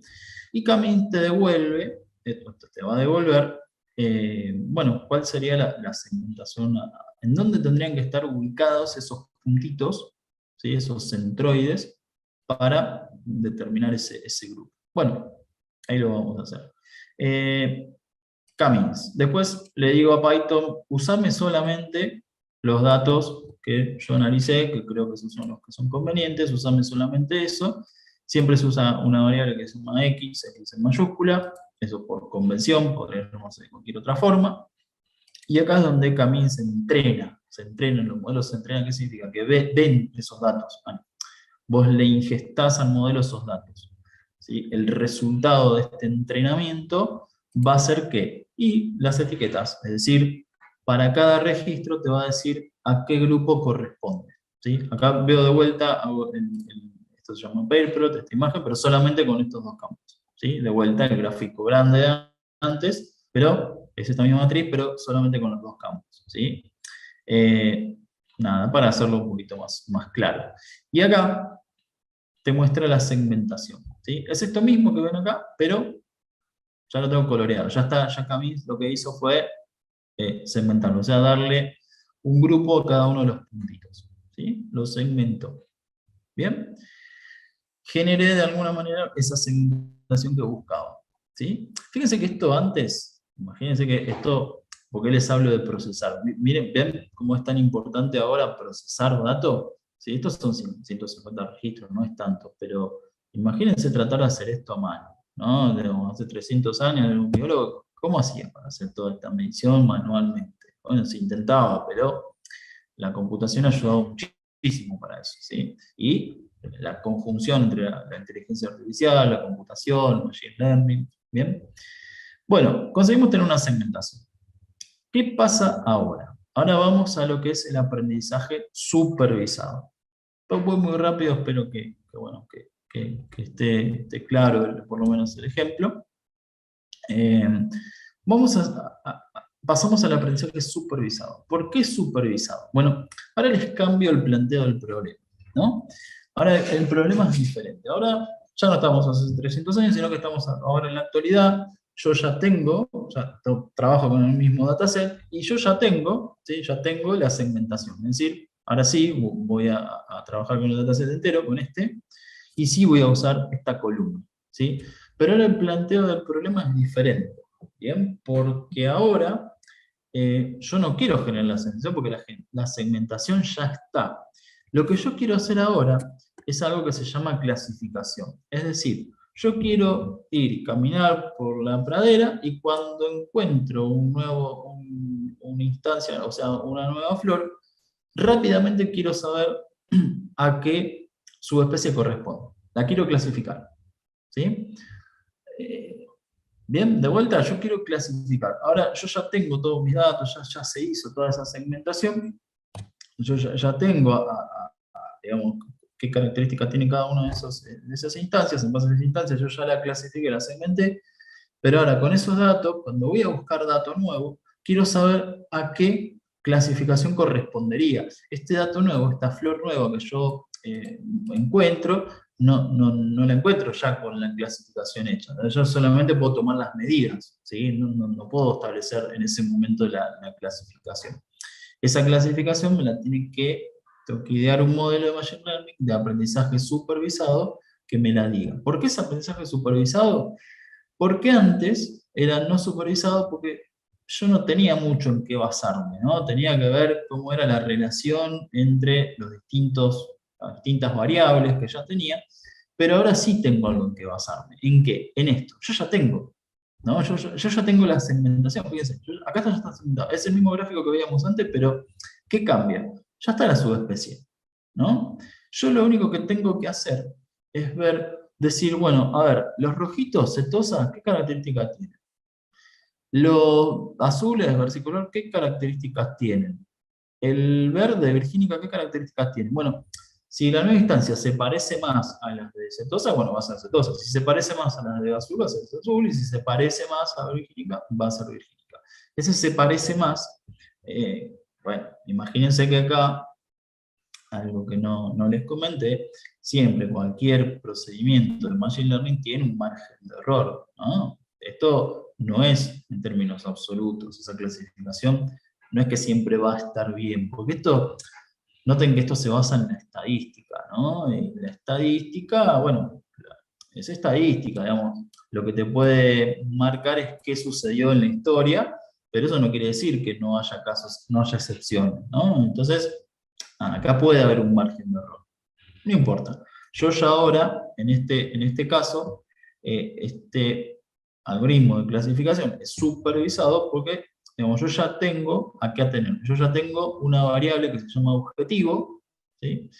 Y de hecho lo que tengo que tratar de decir con un algoritmo es si esa nueva instancia es alguna de estas tres. Por eso se llama variable objetivo, porque es el objetivo de clasificación, ¿sí? Entonces, de nuevo, ¿qué voy a hacer para, de nuevo hago el mismo análisis, un análisis muy parecido, llego a la conclusión de que otra vez, acá, otra vez me sirve mucho estas dos, petal length y petal width, porque hay una buena, ahí veo un buen patrón, no está. Fíjense que en los demás está todo bastante disperso, ¿no? Fíjense que acá los puntitos verdes y los azules están muy juntos, ¿sí? Los rojos siempre están separados, pero a veces los puntitos verdes y los azules están más entreverados, sería la palabra, ¿no? Están más ahí mezclados, ¿sí? En cambio en este está bastante bien separado. Y fíjense que hay puntos que están, digamos, no es que está todo precisamente separado, sino que hay algunos puntos que están metidos en el otro clúster, pero eso es un poco lo que me va a determinar el margen de error, ¿no? Bueno, ¿qué voy a usar yo ahora? Y está bien, tengo que usar un algoritmo de clasificación de aprendizaje supervisado, ¿sí? Voy a usar, acá se va a usar el famoso árbol de decisión, ¿sí? Ahora les cuento qué es este árbol de decisión. Bueno, acá se hace la asignación. Yo les cuento qué es el árbol de decisión. El árbol de decisión es un modelo, ¿sí? Es un algoritmo de Machine Learning que lo que va a intentar hacer es como si yo les dijera, bueno, acá tengo mi nueva instancia. ¿Cómo haces para saber a qué subespecie corresponde? Y le tenemos que hacer preguntas a esos datos, hacer preguntas a los datos, ¿sí? ¿En qué sentido preguntas? ¿Qué preguntarías primero, digamos, para saber si esa instancia corresponde a los puntitos rojos, a los verdes o a los azules? No vos tenés los datos, ¿qué preguntarías primero? Y primero quizás preguntaría si el petal length es menor que 2. Si es menor que 2, pum, ya sé que son rojas. ¿No? Estoy pensando, estoy viéndolo. Estoy viendo un poco, obviamente no lo hace de esta forma el árbol de decisión, pero es un poco la idea, ¿sí? Primera pregunta, si es menor que 2, el petal length va acá. Listo, yo ya clasifiqué. Y si es mayor que 2, y si es mayor que 2, tengo que seguir pensando. Tengo que seguir analizando los datos. Y capaz que puedo preguntar si el petal width es menor que 1.5. Si es menor que 1.5, lo clasifico como azul. Y si no, lo clasifico como verde. Sé que voy a tener algunos casos que van a estar fuera de esta, o sea que van a estar mal, pero en la mayoría de casos le voy a invocar, ¿no? Le voy a pegar en esa clasificación. Bueno, eso es lo que hace el árbol de decisión, ¿sí? De manera matemática, otra vez, vamos, esto todo se basa en estadística y matemática, pero lo que determina es eso, ¿sí? Acá hay un detalle que se hace. Hay un tema. Claro, yo tengo, les dije, tengo 150 registros, ¿no? Si yo tuviera que hacer esto realmente y tuviera que generar este modelo, yo lo tengo que probar al modelo. Es decir, yo tengo que implementar este modelo y después lo tengo que probar. Es decir, que tengo que probarlo con datos nuevos que el modelo nunca vio para ver cómo se comporta, ¿sí? Entonces, y yo lo que hacemos normalmente es separar ese dataset inicial en un dataset de entrenamiento y otro dataset de prueba. Es decir, de los 150 registros yo no uso todo para entrenar el modelo, uso una parte. Una buena parte, pero me dejo algunos registros para probar, a ver qué hace. Porque yo ya en esos registros yo ya tengo a qué subespecie corresponde. Entonces, puedo probar bien a ver si el modelo acierta o no acierta, ¿sí? Entonces, esto es lo que pasa por acá. Nada, otra vez el fit, a través de lo que es esto un procesamiento, no importa mucho.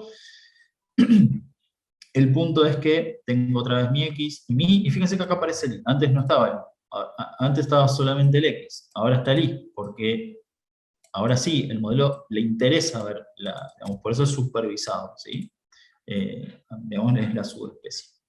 Entrena el modelo y llega a una conclusión, ¿sí? Hago el fit, esto lo pasamos un poquito más rápido. Esto es un gráfico que me dice la importancia para el modelo de cada feature, es decir, cuál es la columna. Mira que yo recién dije, bueno, ¿qué preguntarías? Y capaz que voy al petal length menor que 2. Bueno, para el modelo es bastante importante esa columna, ¿sí? Más que la otra. Bueno, cuestión, esto termina en un modelo entrenado que me va a poder predecir, en base a un dato nuevo, a qué subespecie corresponde. ¿Sí? En este caso, eso se conoce, eso se mide, esa efectividad del modelo se mide, es decir, de estos casos que quiero saber cuántos el modelo acertó o no acertó. ¿Sí? Eso se conoce como accuracy. Y acá es donde yo les digo, bueno, no todos los modelos llegan a un 100% de efectividad, porque siempre hay un margen de error. Y es bueno siempre conocer el margen de error de tu modelo. ¿Sí? Bueno, este arbolito de decisión quedaría con esta forma, ¿sí? Más o menos, este X0 es la columna, ¿sí? Menor, fíjense, un poco parecido a lo que les dije recién, ¿es menor a 2,45? Sí, bueno, entonces es Gini, es una de las clasificaciones. Si no, ¿qué hago? Bueno, pregunto otra cosa, ¿no? Menor a 1,65, sí o no. Siempre va por sí o no, y o clasifica o hace una nueva pregunta. ¿Sí? Entonces, el árbol de decisión funciona de esta manera. ¿Sí? Acá hay otra manera de verlo, que es una frontera de decisión, que es un poco como va partiendo los datos. ¿Sí? Al hacer cada pregunta, parte los datos, y como ustedes ven, siempre van a quedar puntos, porque esto es como líneas rectas, ¿no? Que vos tenés que hacer en la gráfica de dispersión. Y con líneas rectas es muy difícil. Podés hacer cada vez más y más y más líneas rectas, eso sería que el árbol de decisión sea cada vez más profundo, ¿sí? Pero no se estila hacer que sea demasiado, porque eso ya estarías adaptando demasiado el modelo a los datos con los cuales se entrenó, y de vuelta, como esto es estadística, a veces está la excepción, y si hacemos eso, bueno, caemos en un sobreajuste, no lo llamamos sobreajuste. No, detalles. Siguiendo con el aprendizaje supervisado está la regresión, ¿sí? O sea, dijimos, no supervisado, que es una segmentación. Supervisado, empezamos con la clasificación, que es el ejemplo de recién, y ahora aparece la regresión. Esto es uno de los algoritmos que primero se ve cuando uno aprende Machine Learning, la regresión lineal. ¿De qué va esta regresión lineal?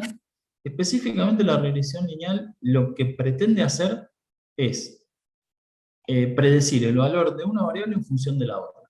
Y tienen que ser valores numéricos. ¿Sí? Es decir, como que si yo estoy parado acá y es como que si yo quiero predecir, por ejemplo, el valor de el petal length a partir del petal length.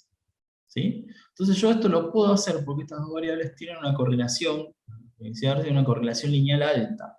¿Sí? Es decir, hay un notorio aumento de una variable respecto de la otra. ¿Sí? Esto forma una línea, por eso es regresión lineal. Esto no me permite hacer eso, esta dispersión que está por acá. Mucho menos esta de por acá. ¿Sí? Somos un poco más caóticos. No voy a poder predecir el valor de una variable respecto de la otra porque no hay una correlación lineal. Bueno, eso es lo que busca la regresión. ¿Sí? Este es un poquito más sencillo. Acá la variable objetivo, en lugar de ser la subespecie, es una de las dos columnas que vos quieras predecir. Esto siempre se trata con valores numéricos. Esta matriz de por acá es lo mismo que esto, lo mismo que esto cuando yo les decía que esto se mide matemáticamente, el índice, hay un índice de correlación, yo puedo saber matemáticamente qué tanto están correlacionadas, ¿sí? Es esto que te muestra por acá, el índice que va entre -1 y 1, si está cerca del 0 no está correlacionada linealmente, y si está más cerca del -1 del 1 sí lo está, fíjense que está en 0,96. Bueno, pues nada, estos son todos detalles o distintas formas, fíjense, de ver esta dispersión. Y acá comienza la regresión lineal. Regresión lineal a través de X e Y es un modelo que lo que te tiene que devolver es a qué valor correspondería dado un nuevo X, ¿sí? Lo mismo, fíjense, y termina generando esto.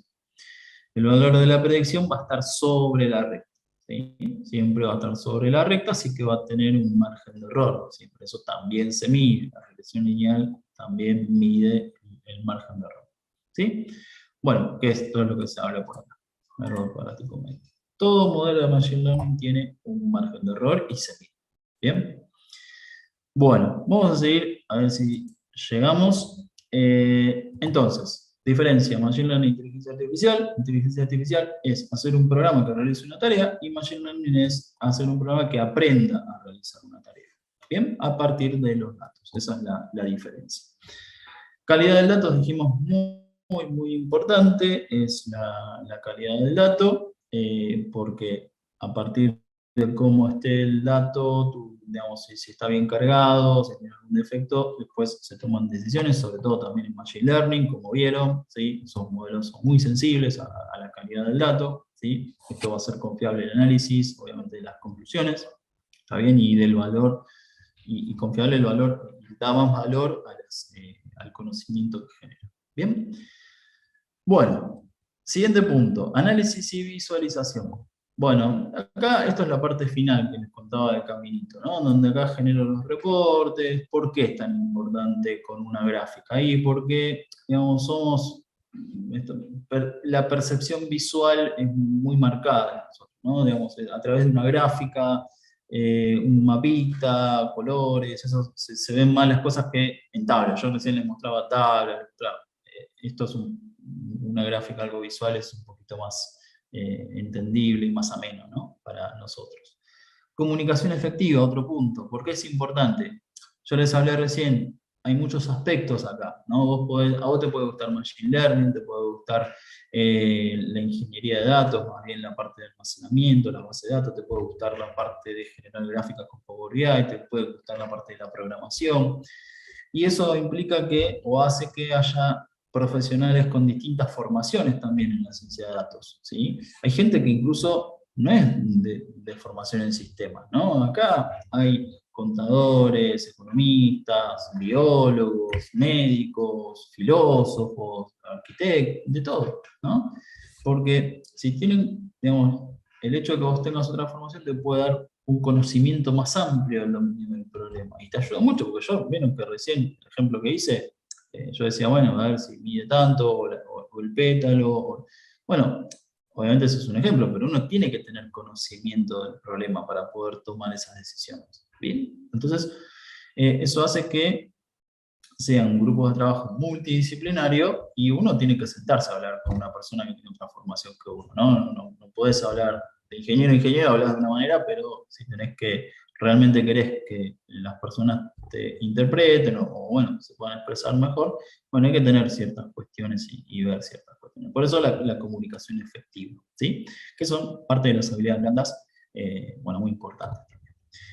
Por último, storytelling. Storytelling es, sí, dicen, esto viene del marketing, es contar una historia, ¿no? El arte de contar una historia. ¿Vieron el caminito que vimos recién, el ciclo de vida del dato? Vieron que al final uno terminaba con una información y tomó una decisión en base a una conclusión. Bueno, ¿cómo llegaste a esa conclusión? ¿Cómo llegaste o cómo es que se llega a tomar o a ver esa información y se toma esa conclusión? Contar eso, explicar eso, que a veces puede requerir mostrar una fuente de datos, mostrar alguna relación entre los datos como les mostré recién, una gráfica, puede requerir un montón de cosas, pero el punto es que eso te permite explicarle a otra persona cómo llegaste a tomar esa decisión o cómo concluiste eso que concluiste, ¿sí? Eso es el storytelling, ¿sí? Y eso se acompaña de una gráfica o un reporte. ¿Bien? Es un poco contar el proceso del dato. Y ahora que llegamos hasta acá, ciencia de datos, ahora podemos decir, bueno, ¿qué es la ciencia de datos? La ciencia de datos es todo lo que estuve hablando hasta ahora, ¿sí? Ciencia de datos es analizar un dato de manera profunda, machine learning, gestión de grandes caudales de datos, también tener conceptos de estadística, de probabilidad, aparece la comunicación efectiva, campo interdisciplinario, ¿sí? En un principio se empezó a llamar minería de datos, después se evolucionó a lo que es ciencia de datos.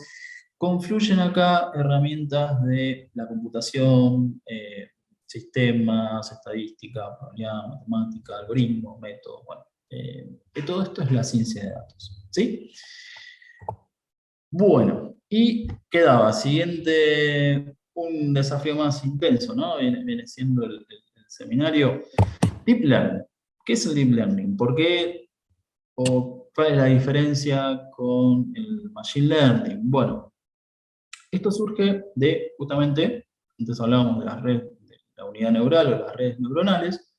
Eh, este modelo es uno de los modelos más complejos, ¿sí? De lo que es el Machine Learning, y lo que ustedes ven acá es aquel perceptrón, esa unidad neural, esa pequeña unidad neural, pero puesto en capas, ¿sí? O apilado y puesto en capas. Esto es una red neuronal, ¿sí? Todo esto, que en realidad ahora vamos a ver el funcionamiento, que es el funcionamiento de una única unidad neural es muy simple. Acá, digamos, la complejidad radica en la combinación de todo esto.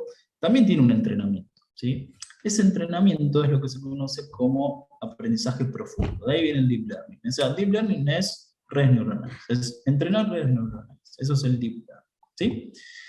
Que como vimos se usa para un montón de cosas, hoy por hoy, estos son los casos de uso. Y el tema es, ¿qué es esto? ¿Cómo funciona? ¿Cómo es, qué es lo que hace una unidad neural? ¿Sí? Bueno, una unidad neural no hace ni más ni menos que lo que vemos acá. Una unidad neural, esto es una única unidad neural, tiene, nosotros vemos datos, ¿no? Vemos dataset. Tiene input. El input es las variables o las columnas de tu dataset, ¿sí? Ese input, esos valores que ingresan son ponderados, es decir, concretamente se multiplican. Una operación matemática de multiplicación. Y se suman, ¿sí? Es lo que vemos por acá. Es x1 por w1, x2 por w2. Eso se suma todo. Y además se agrega algo que se llama bias, ¿sí? O sesgo, que siempre es un valor 1. Pero ya vamos a ver cuál es el objetivo de todo esto. Esto es lo que sucede dentro de una unidad neural. Una función de sumatoria y después hay una función final que digamos, ajusta esa función sumatoria. Pero básicamente es la suma ponderada de las entradas, ¿sí? Con una función final de ajuste que se llama función de activación. Pero vamos a un ejemplo práctico. ¿Cómo es que esto se toma? Imagínense que ustedes tienen que darse ustedes quieren hacer la probabilidad de que vaya a llover, ¿no? Entonces, dicen otra vez esto es estadística, y yo, bueno, obviamente es un caso complejo, pero yo puedo decir que hay muchas variables para que yo no llueva, pero puedo concluir en decir, bueno, vamos a hacer el problema más sencillo y vamos a decir que hay dos variables importantes. Una es la diferencia de temperatura entre el aire en la superficie y en la altura, esa es una, la diferencia de temperatura, y la otra es la humedad. Es decir, si se da cierta diferencia de temperatura entre el aire y la superficie y la altura y se da cierto grado de humedad, llueve, ¿sí? Si no, no. O sea, si se da una sola, no llueve; si se da la otra sola, no llueve; y si no se da ninguna de las dos, no llueve. Eso es lo que muestra esto que es esta tablita de por acá, ¿sí? Si yo tengo, fíjense que acá, ¿esto qué significa? Es si supera cierto umbral, ¿sí? De diferencia de temperatura y supera cierto umbral de humedad. Solamente si supera los dos umbrales, llueve; si no, no llueve, ¿sí? Entonces este es mi dataset inicial, ¿no? Uy, este es mi dataset inicial, digamos. ¿Qué hago yo con todo esto? Bueno, esto lo transformo en esto.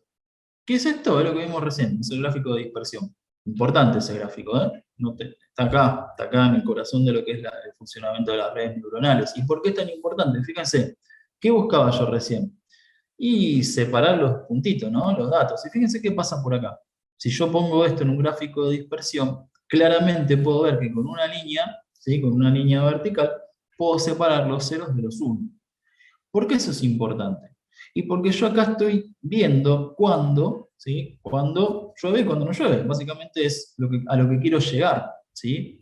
Entonces, ¿qué sucede dentro de una unidad neural? Claro, Esto que ven por acá ustedes, esta sumatoria, no es ni más ni menos que la ecuación de esta recta.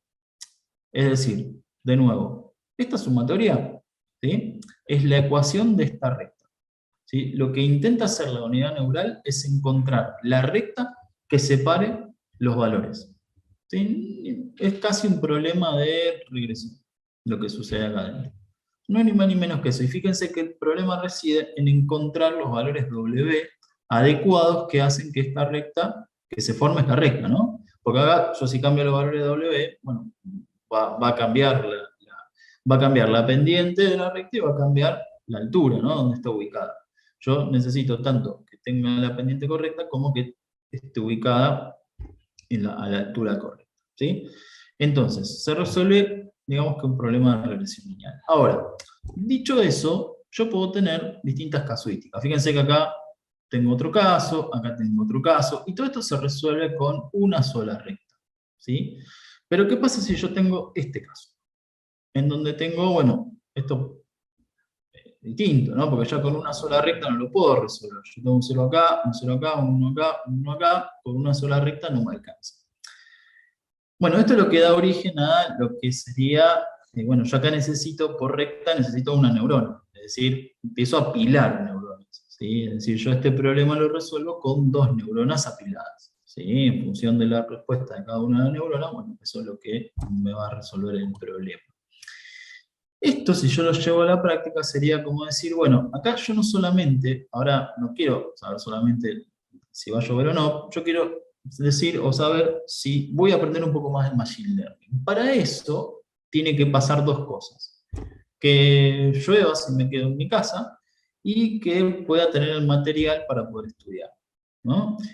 El que llueva ya lo vimos. El que pueda tener material para poder estudiar, bueno, digamos que también depende de que pueda tener el material en sí, y supongamos que acá hay una entrada más, que está la tele, y que no me ponga a ver tele, por ejemplo, ¿no? Por decir algo. Esto es aprendizaje, aprendizaje jerarquizado. Es decir, esta variable de por acá, el hecho de que yo aprenda Machine Learning, depende de otras cosas que se den antes, ¿no? Depende de que me ponga a estudiar y depende de que, bueno, que llueva si no me quedo estudiando. Bueno, punto.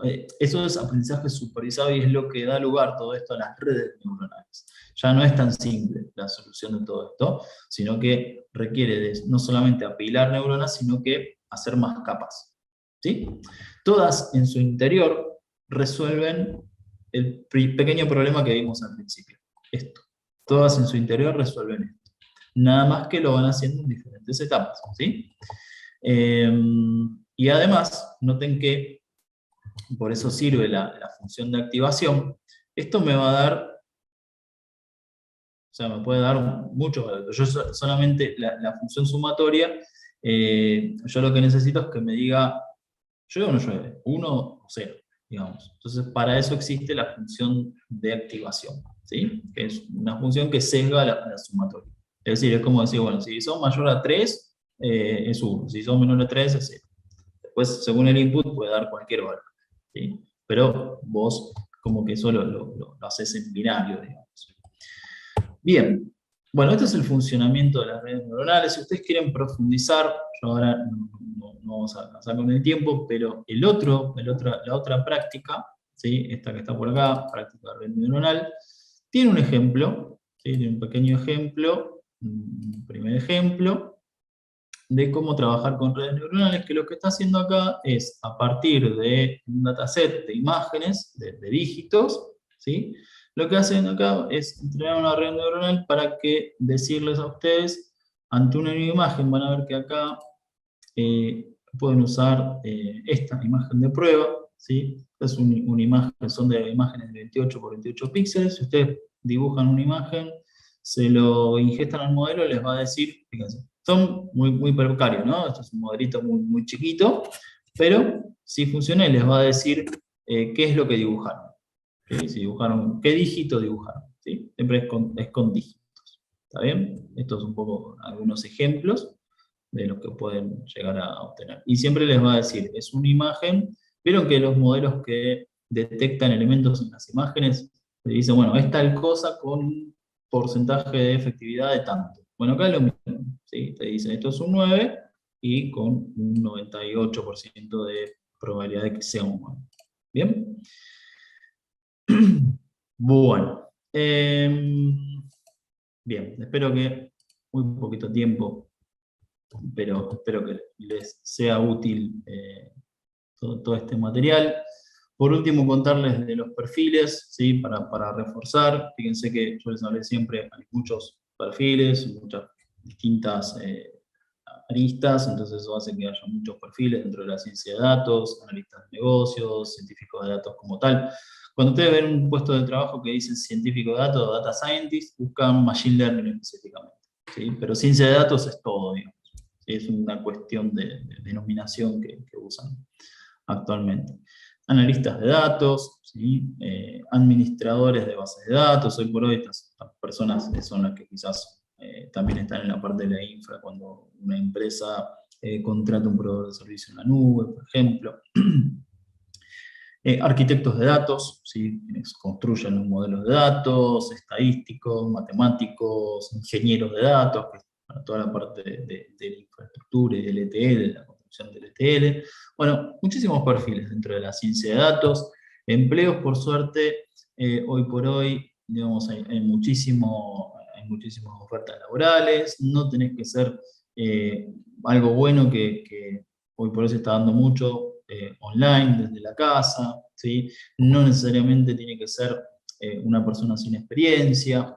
Si no tienen experiencia, se pide también mucho trabajo para personas sin experiencia, pero si no tienen experiencia, algo muy bueno que pueden hacer es utilizar plataformas como GitHub o Kaggle, en donde ustedes pueden publicar los trabajos que ustedes hacen. Ustedes se pueden hacer un portfolio, pueden agarrar un notebook como que les mostré recién, hacer un pequeño análisis, y lo muestro en Kaggle, lo muestro en GitHub, lo muestro, ¿no? Se queda público, queda abierto para que alguien más venga y vea el análisis que hice o la forma en que trabajo. Es algo muy útil que pueden usar si quieren para quienes no tienen experiencia, ¿sí? Bien, estamos entonces cerrando. De nuevo, les agradezco muchísimo la participación, espero que les haya sido muy útil. No dejen de probar y de jugar con los notebooks ahí que les compartí. Así que, bueno, muchísimas gracias y eventualmente nos vemos en alguno de los cursos. Así que, bueno, muchísimas gracias y un gusto para mí haber estado acá con ustedes. Y bueno, nada más por mi parte. Un abrazo muy grande.